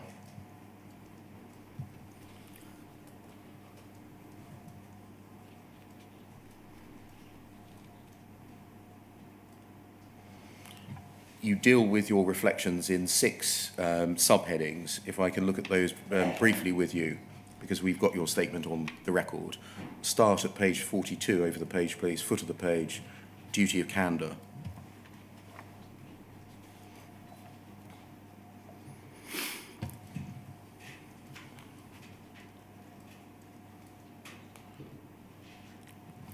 Do you there argue for the consideration of the introduction of a duty of candour, given that this was addressed yesterday in the King's speech? I do. I strongly support it. I'm not going to ask you further questions about it, but you add your heft to that call. Is that right? Can we look at the foot of the... Sorry, I was told not to nod, so yes. That's a yes, is it? Thank you. Look at the foot of page 43, please. The second point that you make concerns the oversight of arm's length bodies, and you speak to that issue between paragraphs 142 and 143. Can you explain what you are suggesting, please? Well, clearly, one of the big problems that arises from this tragedy and this appalling miscarriage of justice is how the executive arm of the government, the department, oversees arm's length bodies. That's come up in your questions today, Mr. Beer. Now, when we reformed Royal Mail Group and split off Pol, I insisted that there should be a checks official on the board, although that wasn't welcome, I'm told, but I insisted on it. And it follows from that I'm a big believer in improving corporate governance and greater transparency.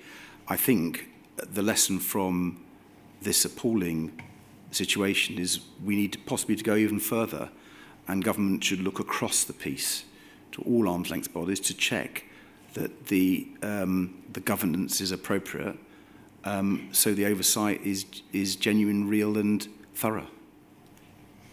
The third reflection that you make is over the page, at page 44, concerning the relationship essentially between the executive and the judiciary. And if we skip forward to paragraph 149 on page 45,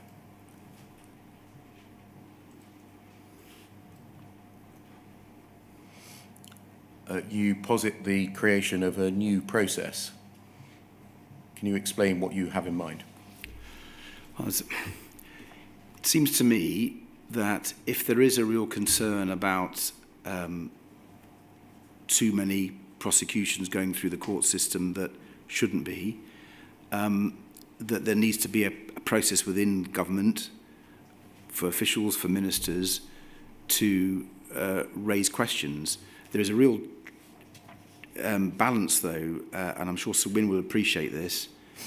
You don't want to give ministers power to abuse the court's independence. So I don't quite know what that might be, but I'm positing that should be at least looked at. But I go on to say it would be far preferable if there were reforms within the legal profession, the judiciary, to learn the lessons from what happened, rather than allowing the executive to intrude into the judicial arm. Thank you.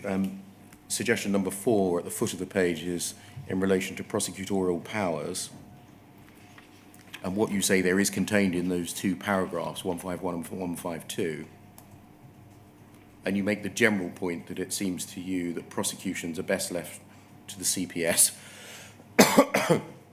who are independently investigated. Indeed it is. Over the page, please. Suggestion number 5. The suggestion, I think, to strengthen the protection afforded to whistleblowers. It is, because it seems to me in this case the critical piece of evidence for the High Court, and you saw it in the ITV drama, you saw it, although I didn't see it at the time, at the Panorama, BBC Panorama in August 2015, the key thing was the evidence from Richard Roll. And we've seen in other scandals, it's been the whistleblower that's been fundamental to that. And other countries have much stronger protections for whistleblowers than we do. And indeed, I mentioned this in the House of Commons yesterday, we do need a much more robust system to enable and persuade and encourage and support people coming forward when they see that lies are being told. And then lastly, number 6, if we scroll down, please. To summarise, you say in paragraph 156 that you think that the idea of mutualisation of the post office, which you describe as radical, might offer a productive way forwards. Yes, the post office network is really important for our society, in our country, and our economy. And sub-postmasters, in my experience, are cornerstones of our community. And I actually argued at the time, the idea came from the National Federation of Sub-Postmasters, but it reflected ideas that my party had put in the coalition agreement, that we should look at mutual models. And so, although it wasn't in any briefing, it wasn't from officials, I put into the Postal Services Bill, I think it was Clause 7, the enabling power for, in the future, the post office to be mutualised. And that would mean that sub-postmasters were in control and there would be no such thing as Pol. And as we look forward, the post office is so important, the sub-postmasters and the community, we need to find a way to strengthen them, support them, and rebuild the trust in that institution. And it seems to me mutualisation offers a way forward. I legislated for it, so I hope that could be taken forward. Sir Ed, thank you very much. Those are my questions. Sir, there are some questions from core participants. Mr. Maloney first, I think, up to 15 minutes. Miss Page second, up to 10 minutes. Mr. Steen third, up to 10 minutes. And then Miss Watt on behalf of the NFSP, up to 3 minutes. So it's about a 4:35, 4:40 finish. We'll see. Thank you very much, sir. So Mr. Maloney first. Sir Ed, I'm over here. Thank you. Sir Ed, my name is Tim Maloney, and I represent a large number of postmasters, all of whom were prosecuted to conviction, and all of whom have subsequently had their convictions quashed. Sir Ed, you received a number of letters from MPs on behalf of postmaster constituents, and you're now not following your own lessons, which is to say yes rather than simply nodding. Would you say yes rather than simply nod? Oh, yes. Yes, I did receive some letters. Thank you. And you sent a number of letters in response? Yes, I did. Yeah. You've told the inquiry that these letters in response were drafted by officials and you examined them and signed them, was the usual process. Yes, that's right. There would be a file of letters in my red box between 20 and 25, and I would sign them. Yes, essentially I would sign them most nights. Would you, and those letters would cover a wide range of subjects, not simply postmasters? Oh, a huge number of subjects. As I say in paragraph 14 of my evidence, I was responsible for a range of things from employment affairs to trade, to competition policy, consumer affairs, and I had a large variety of issues. And within Royal Mail and Post Office, in the Postal Affairs umbrella, there were a number of other issues raised, not just Horizon. Of course. Would you always just sign the letters, or might you sometimes raise matters with officials that you'd like checked? Very occasionally I wouldn't sign them. That was very unusual, but occasionally I wouldn't sign them. So far as the letters to MPs about postmasters were concerned, were many of those pro forma? Broadly speaking, that's true, but there was always a little bit of difference, but they followed the same lines, the sort of things that Mr. Beer had been talking about. Precisely, and Mr. Beer showed you the letter to Karen Lumley, MP. Yes. And might we just look at that again, just very briefly? That's UKGI 3013913 as a good example, just to see the format that it takes. And if we could just focus it, thank you, and scroll up if we can. Yeah, so essentially thanking for the letter.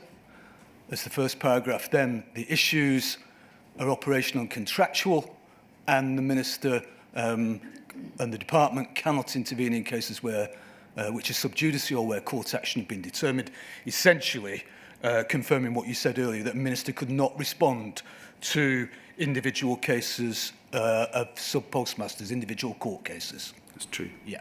And then there's mention there of the blame on Horizon. Then next paragraph is where how widespread Horizon operates. Next one is the testing of Horizon, and so on. I think I should say, to be as helpful as possible, that I think, and I haven't analysed them in huge detail because there weren't that many, sure, but there were some before I met Sir Alan, some just after, and some after I'd replied to him. Yeah. And I think you'll see a little bit of difference in the replies that my officials drafted. Sure. I don't suppose you recollect sending a letter concerning a Mrs. Alison Henderson to Norman Lamb, MP, do you? No. Right. Mrs. Henderson sent a letter to Mr. Lamb and asked that it go to the relevant minister. And that letter was then forwarded to Vince Cable initially, but then it came to you. Can we have a look at Mrs. Henderson's letter, which is POL 2094731?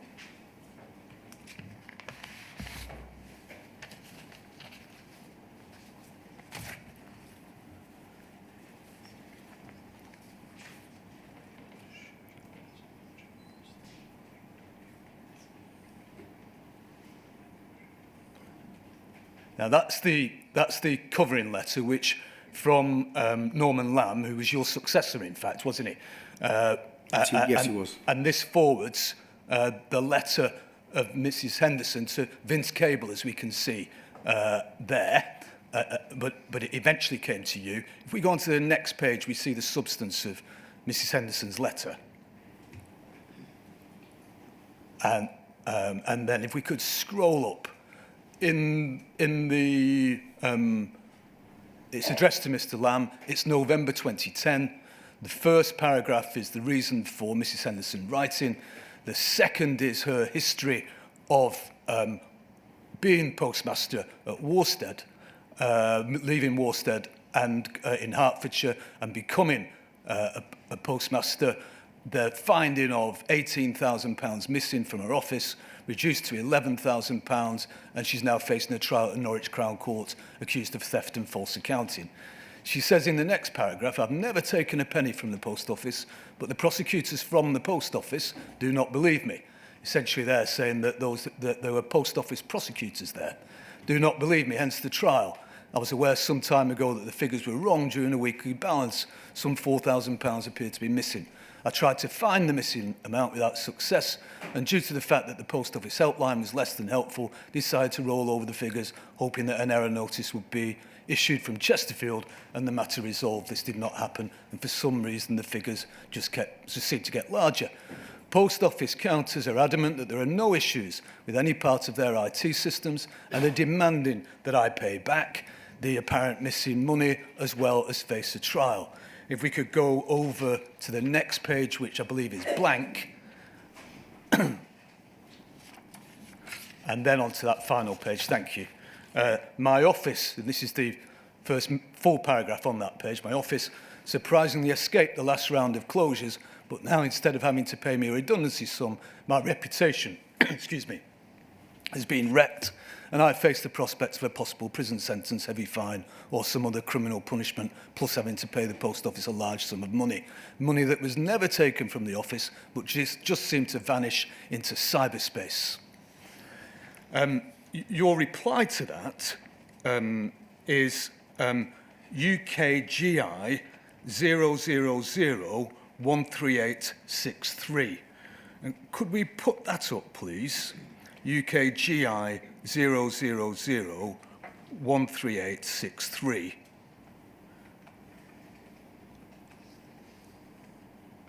And might we try also to put up the letter to Karen Lumley MP next to it, which is UKGI 30-13913.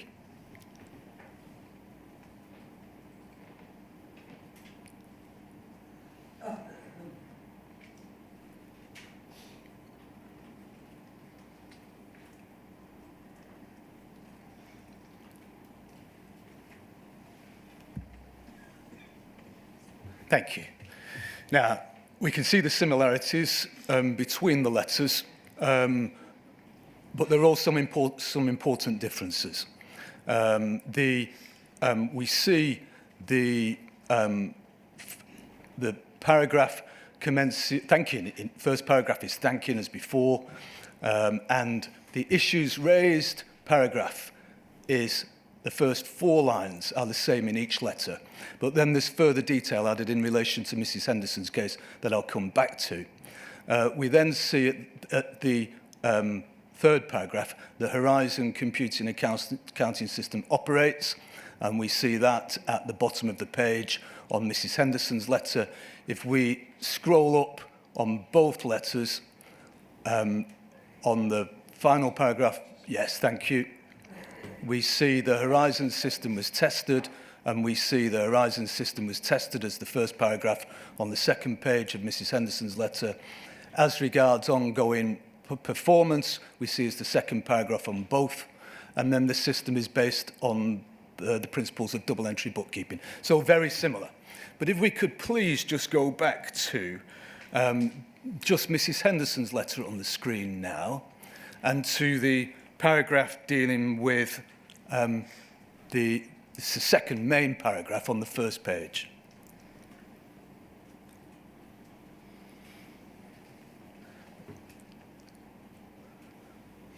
That's it. And so if we could, I don't know if it's, well, if we just focus in on that second main paragraph in Mrs. Henderson's letter on the right-hand side of the screen, the issues raised in your letter are, however, operational. That's great. Thank you very much. The issues raised in your letter are, however, operational and contractual matters between Post Office Limited and Mrs. Henderson, and I should make clear that neither I nor the department can intervene in cases which are sub judice or where court action had been determined, essentially consistent with your evidence this afternoon. However, it goes on. I understand that Mrs. Henderson was charged to appear at Norwich Crown Court on 15th of December 2010. I further understand that she pleaded guilty to false accounting, Paul having dropped a charge of theft, and the court imposed a sentence of a community penalty order with unpaid work of 200 hours and £1,500 costs. Mrs. Henderson also repaid the shortage, and I understand at no time during the case were any problems with Paul's Horizon IT system raised by Mrs. Henderson or separately identified. So in this case, in Mrs. Henderson's letter, it does comment on an individual case. It gives the circumstances of her pleading guilty, and moreover goes on to say that she didn't say anything about Horizon. Do you accept that, Sir Ed? That's what it says in the letter. Indeed. And would you accept that the comment has the effect of saying that, well, while Mrs. Henderson may be alluding to the unreliability as the cause of her problems in the letter to you, Mr. Norman Bell MP, she didn't do so in the proceedings against her when it really mattered? Well, I assume when my officials drafted that, that was what they had in their mind, yes. Yeah. And you'd accept, would you, that such a comment would be likely to undermine the trust that Norman Lamb, her MP, might have in her sincerity? Yeah, I feel very sorry for Mrs. Henderson and frankly all the sub-postmasters and misters who've been so badly affected by this miscarriage of justice, and this clearly would not have helped. No. Now, I asked you at the start whether, whilst officials wrote letters for you, would you sometimes raise things if you thought you might have to be careful about things and so on? Did you raise anything in this instance? No, I didn't. Why would such a point-scoring comment be included in a letter from your department, essentially saying, look, this woman is complaining about Horizon, but when she went to court, she didn't? Why would a comment, a point-scoring comment of that nature, be included in a letter from your department? I don't know. It might be viewed, mightn't it, as siding with Post Office. It can certainly be interpreted that way, absolutely. Did you think at the time that it was right to send a letter like that? I generally can't remember, I can't recall signing this letter. And if it gave offence to Mrs. Henderson, I apologise to her. Right. Do you know where that information came from about her not saying anything about Horizon? No. No.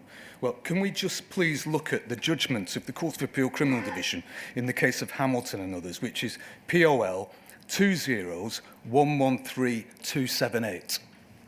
That's POL 20113-278.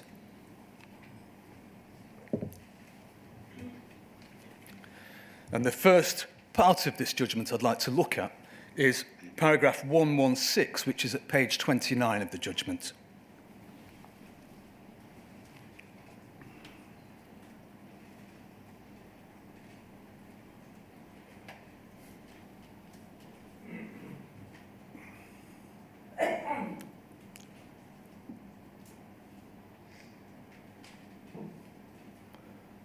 Here we are. And could we scroll up just a bit so that we can see what's beneath that paragraph as well? That will really help. Thank you, that's perfect. The appellant, Alison Henderson, pleaded guilty to false accounting, and Paul offered no evidence on a charge of theft. Before agreement was reached to that effect, Paul's prosecuting lawyer gave instructions to counsel that a plea to false accounting on the basis that Horizon was at fault would not be acceptable. In her case, it's conceded that it was improper to make the acceptability of her basis of plea conditional on her making no issue of Horizon. And since the theft charge had been dropped, Post Office could no longer advance a case that she'd stolen any money, and it should have been open her to suggest that there's no actual loss and she'd only covered up a shortfall created by Horizon. If we could then move forward 6 pages, please, to paragraphs 156.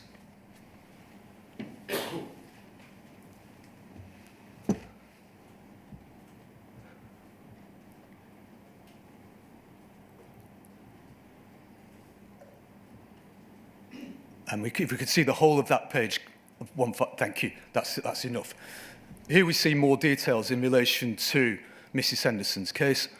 There are the circumstances of her plea, as reflected in your letter.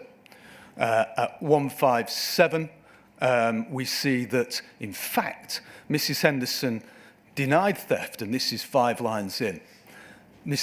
Denied theft, but accepted that she was contractually obliged to make good any discrepancies, was making efforts to do so. In an amended signed defence statement served on the 16th of November 2010, Mrs. Henderson said that it was her belief that any discrepancy, quote, was a result of a malfunction of the Horizon computerised accounting system. Any discrepancy could have been discovered by the Post Office auditor, and so on. If we go further down, please, so that records what was in her defence statement and gives the lie to what was said in your letter just from the outset, as it were, Sir Edward. We then see, though, in paragraph 159, that at the end of September 2010, Mr. Wilson wrote to an investigator essentially saying that a plea on the basis of Horizon unreliability would not be acceptable. If we could go down to the next paragraphs, please. And at 160, he says it in terms, clearly, if there were to be a plea to false accounting, but on the basis that Horizon system is at fault, then that would not be an acceptable basis of plea for the prosecution. And then there is discussion. It was absolutely plain that Mrs. Henderson was raising Horizon all the way through this case. And what was in your letter was a complete travesty, you can see now, can't you? What you've shown me is quite shocking. Yep. Clearly, I was asked to sign a letter which is clearly wrong. I didn't know that at the time. I believe the letter to be true. Plainly, the only checks that were done were with Post Office, weren't they? It looks that way. And Post Office did not tell the officials the truth, did they? It can't have done, can they? From what you've shown me, they can't have done. But it looks like officials were more than happy, without question, to include a completely untruthful slur on Mrs. Henderson in the letter in order to undermine her position. It looks that way. Yeah. And, Sir Edward, you signed it without question as well, didn't you? Indeed, and I apologise for that. I have to say, when you are signing letters, you are working on the basis that people are telling you the truth. Yeah. That's the only way that government can work. It's one of the reasons why we need a duty of candour. Yeah. It is shocking that people have misled ministers, misled postmasters above all.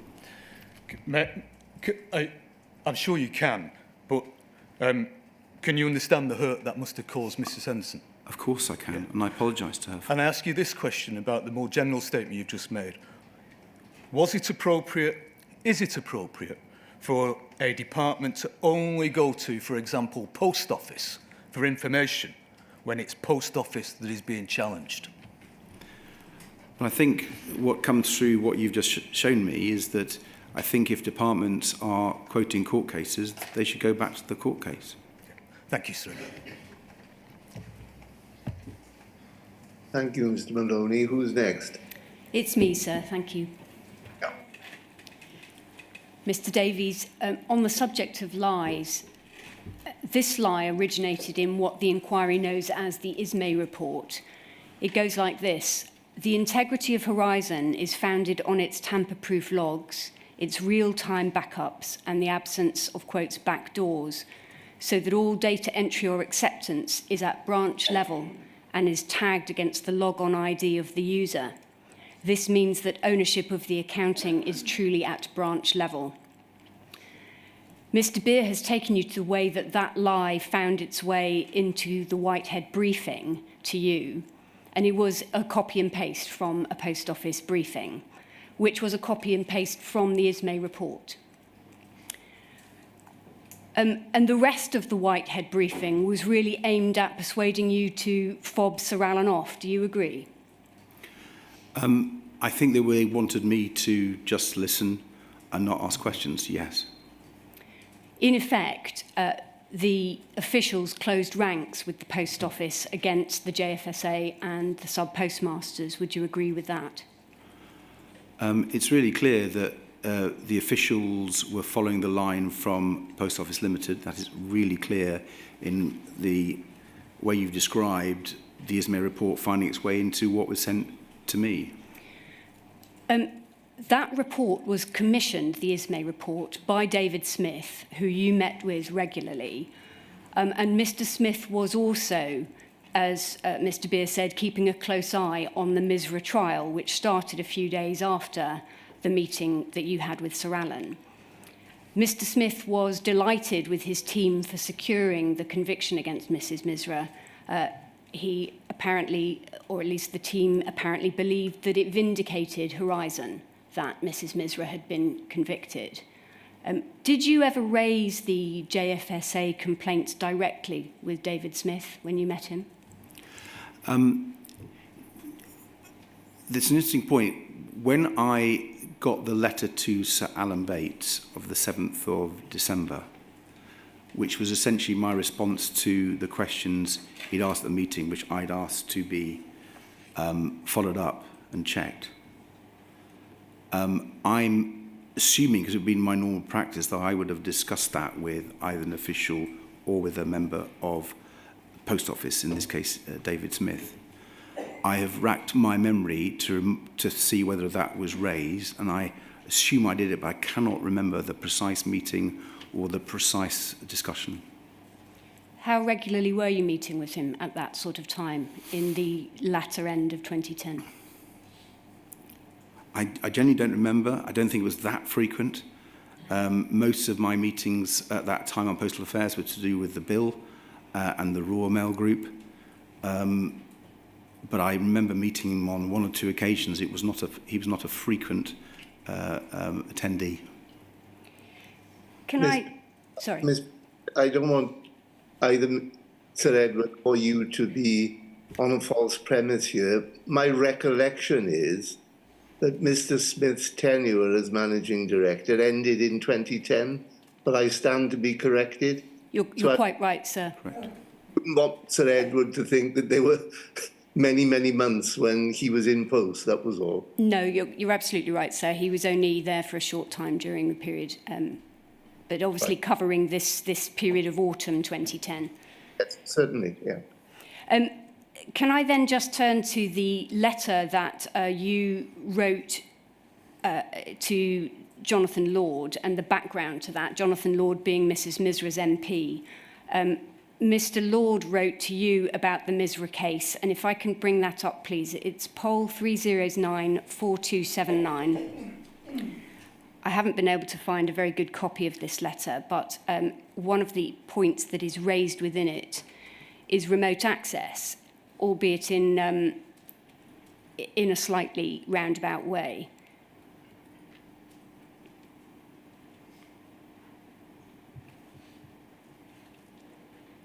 And if we go, please, to page 7.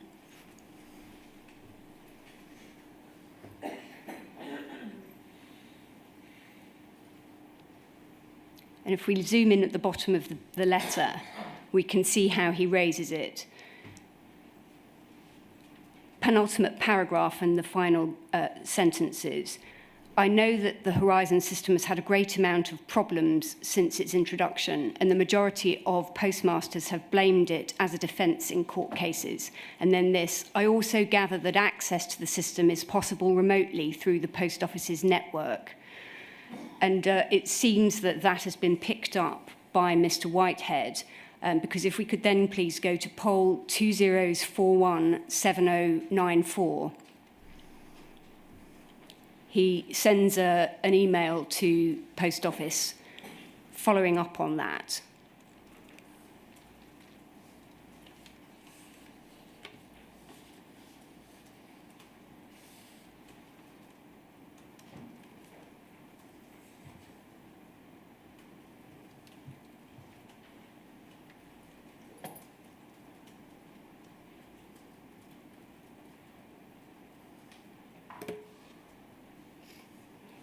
And if we look at the bottom of page 1 and going into page 2, there's the email where he picks up on it. Thank you. It's 26th of November, and he says, Mike, thanks.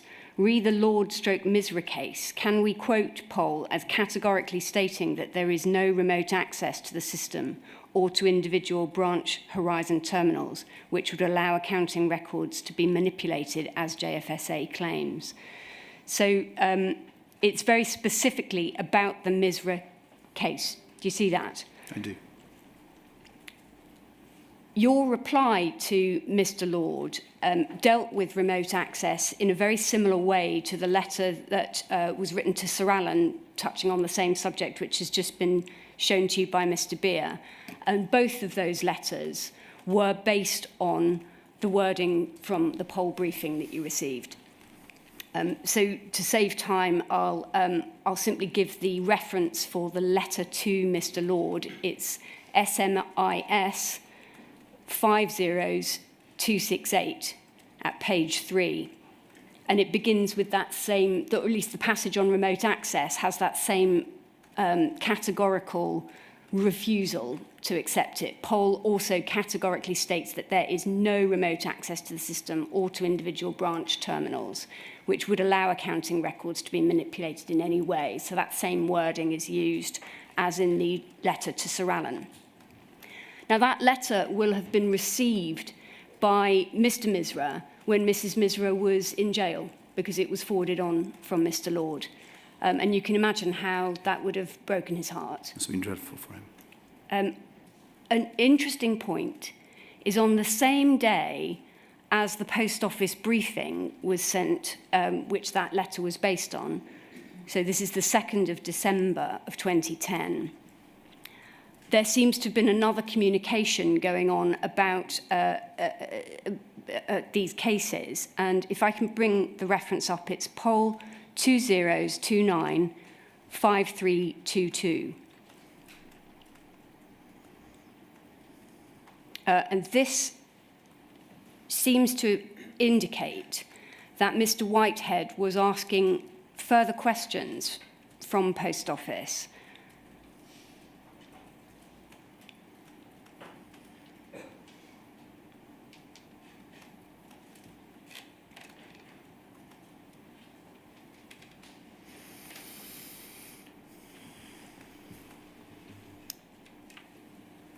And it says this, Mike, further to your query, so this is from Post Office to Mike Whitehead. So evidently Mr. Whitehead has raised a query, confused, of course, by the fact they're both called Mike, but evidently this is referring to Mr. Whitehead raising a query. Further to your query, the position is that Post Office acts as a private prosecutor in relation to the specific criminal case, adhering to the Code for Crown Prosecutors and all statutory or other rules in relation to prosecuting offenders. It should be noted that legislation gives the Director of Public Prosecutions the right to take over and close down a case if they regard that as appropriate. I hope that this assists. And if you look a little further down, you can see that this is on an email chain related to Save My Wife. That's because that was the way that Mr. Misra had headed up various emails that were then being sent around. So clearly it seems that whilst seeking some information about the Misra case, there was also a question raised about whether or not these were private prosecutions. Do you think you asked that question? No, Where do you think that might have come from? I don't know. Presumably within Shecs. It's a telling question, isn't it? Given that most people at this time within most of the evidence we've had is that people outside of Post Office, and sometimes even people inside Post Office, it may surprise you to hear that even Mrs. Venables claims that she didn't know that Post Office was forming private prosecutions at this time. And yet clearly somebody has asked the question and been given the answer. Why do you think that didn't filter out? I don't know. I found quite a lot of the things I've been reading both shocking and surprising. The key thing is that people were being sent to prison by a state-owned entity. And that should have demanded real scrutiny, shouldn't it? It should indeed. And it just doesn't seem to have happened, does it? Well, I am disappointed that the questions I asked were not put more forcefully and we didn't get the answers. I had assumed that I was being told the truth.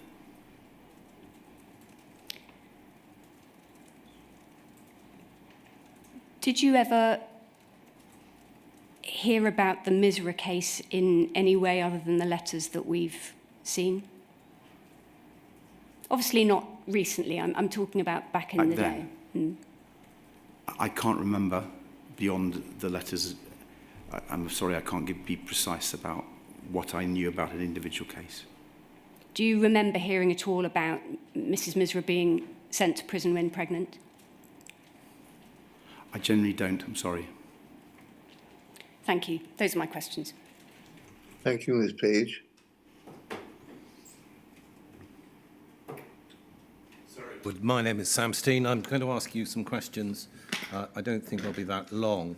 Can we go to document RLIT 40251 and page 67 of that document?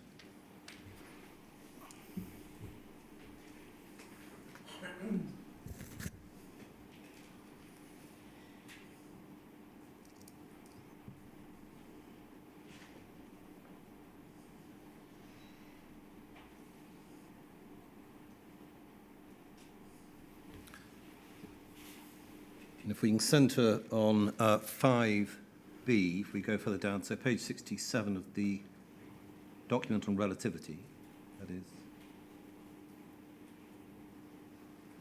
Internal pagination would be page 287. Thank you. Now to explain, Sir Edward, this is a part of the Infected Blood Inquiry report. The report itself was delivered on the 20th of May of this year. And you'll see there at 5B the part that I'm going to quote. Starting with the heading for that paragraph, Ending a Defensive Culture in the Civil Service and Government. Now, this is before the King's Speech, which you replied to yesterday, and it's the report in relation to infected blood, whereby government lines were kept for many, many years, undisturbed by investigation. Okay? So 5B says this: if on review the government considers that it is sufficient to rely on the current non-statutory duties in the Civil Service Code, it should nonetheless introduce a statutory duty of accountability on senior civil servants for the candour and completeness of advice given to permanent secretaries and ministers, and the candour and completeness of their response to concerns raised by members of the public and staff. Yesterday in the Commons, you explained that on behalf of the Liberal Democrats that you welcome the promised Hillsborough Law with its statutory duty of candour on public officials. You went on to say this, but we urge the government to go further in this area. For the moment, then, let's just pull two pieces together. You can see that from the Infected Blood Inquiry report that the reference to the duty of candour is not only in relation to candour itself, i.e. tell the truth, which might be thought as a basic minimum, but also for completeness of advice. I've got a feeling you're going to agree with my next question. From the evidence and the questions that you've been asked today, you can see that there is a need for completeness of advice to include making sure that advice is right, not that you are being told what people believe is the truth because another entity tells it so. In other words, there's got to be something that actually looks into this.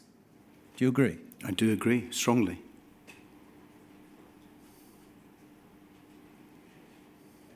Now, how to do that is not easy.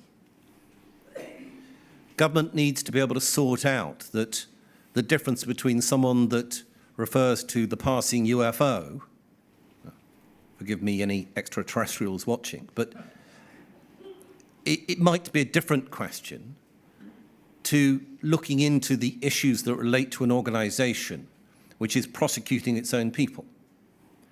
And there needs to be some type of body that is capable of carrying out investigation.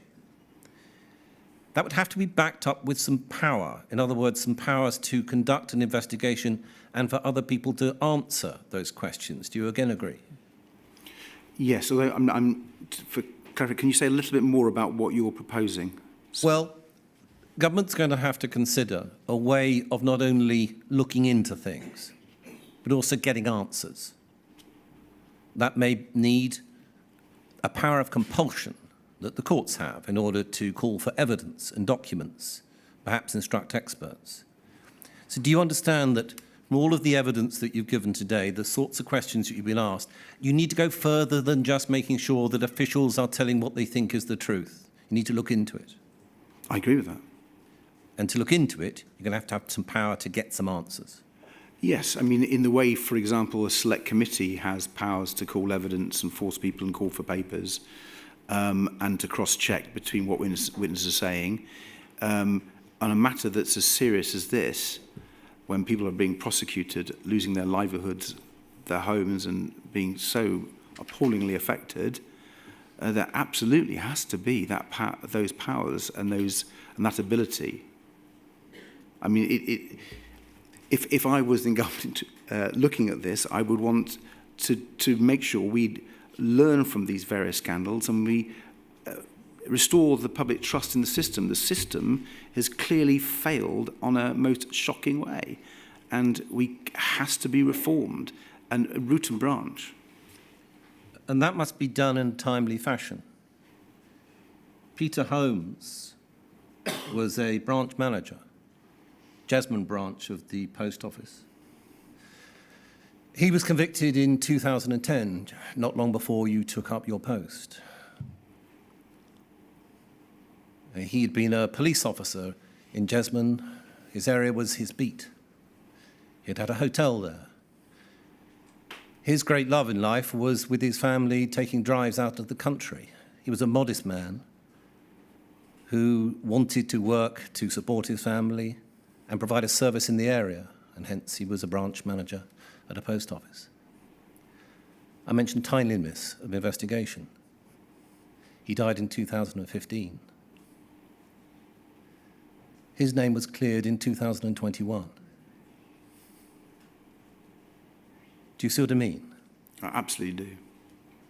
I mean, Not only must there be an investigation, consideration of these matters that are serious, but it must be done so that where there is wrong, that wrong is identified. Absolutely. I mean, I hope you don't mind, Sir Wyn. I have 3 constituents I'm representing now whose lives have been very severely affected by this scandal. I'm obviously not going to name names, but listening to their stories, like the one you've spoken about, like so many, justice demands that we change the systems to make sure this can't happen again. Agreed. Sir Edward, you're not in government. You are now the leader of the 3rd largest party in government. You have increased weight and increased influence in government. Will you use that weight in influence in government to try and push through so that there is something done in this area of duty of candour plus? In other words, take it that step further.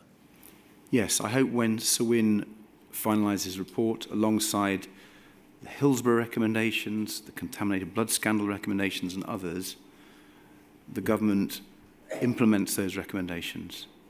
And if it does, it will have the full support. Indeed, we will champion them. And I mentioned earlier another reform that we are championing, namely an office for the whistleblower, because I do think that's another important element of the reforms. There are many we need to make. We can't just rest at the legislating for duty of candour, important though that is. And yesterday you mentioned the question of whistleblowers and stronger protections.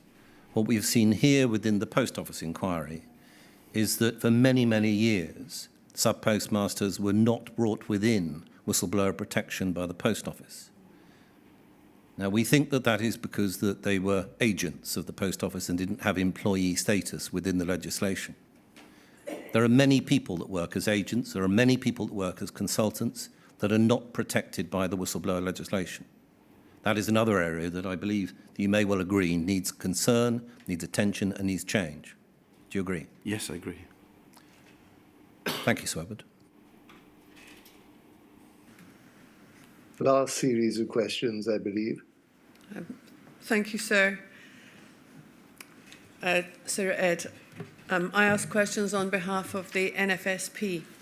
I think obviously you mentioned the NFSP in your statement and the former General Secretary, George Thompson, and the inquiry has heard what he had to say about his position on Horizon. I want to ask you, though, about some of the other representative bodies or unions that you met with to find out what you gleaned about Horizon there. Paragraph 28 of your statement, you say you met with the CWU 12 times and the NFSP 9 times in your 2-year tenure. And the inquiry heard evidence in June from the CWU's Tony Cairns that during the relevant period of Horizon, there were approximately 9,000 employees in Crown Post Offices using the Horizon system, and those employees would likely, perhaps not all, but likely have been CWU members. It's accepted there were prosecutions and dismissals arising from Horizon data of Crown Office employees, and that there was an increase in prosecutions for them, albeit not at the level of the sub-postmasters. So what I wanted to ask you was, when the CWU came to meetings with you, did they raise anything about Horizon in those meetings? I can't remember them doing that at all. Do you remember if you ever asked them about Horizon? No, the only thing I can remember, it was an informal meeting with George Thompson from the NFSP, amongst many other issues, because we were dealing with the bill and network transformation and so on. I did ask him about Horizon, although my brief had already told me that they didn't agree with the JFSA, but I wanted to hear it directly from him. And so I asked him, but it didn't come up at any CWU meeting. And it didn't occur to you to ask, given that these people working in Crown Post Office are actually Post Office employees, effectively civil servants? Well, all I had been told, and it's there in the Mike Whitehead submission, that the Crown Post Office weren't reporting any problems with the system. Thank you. Those are my questions. Thank you, Ms. Watt. Is that it, Mr. Beer? There it is. Well, thank you, Sir Ed, for making a full witness statement and for answering a great many questions both before lunch and after lunch today. I'm very grateful to you for so doing. Thank you, sir. And we'll resume again at 9:45 with Ms. Swinson. Is that correct? That's right, sir. Thank you very much.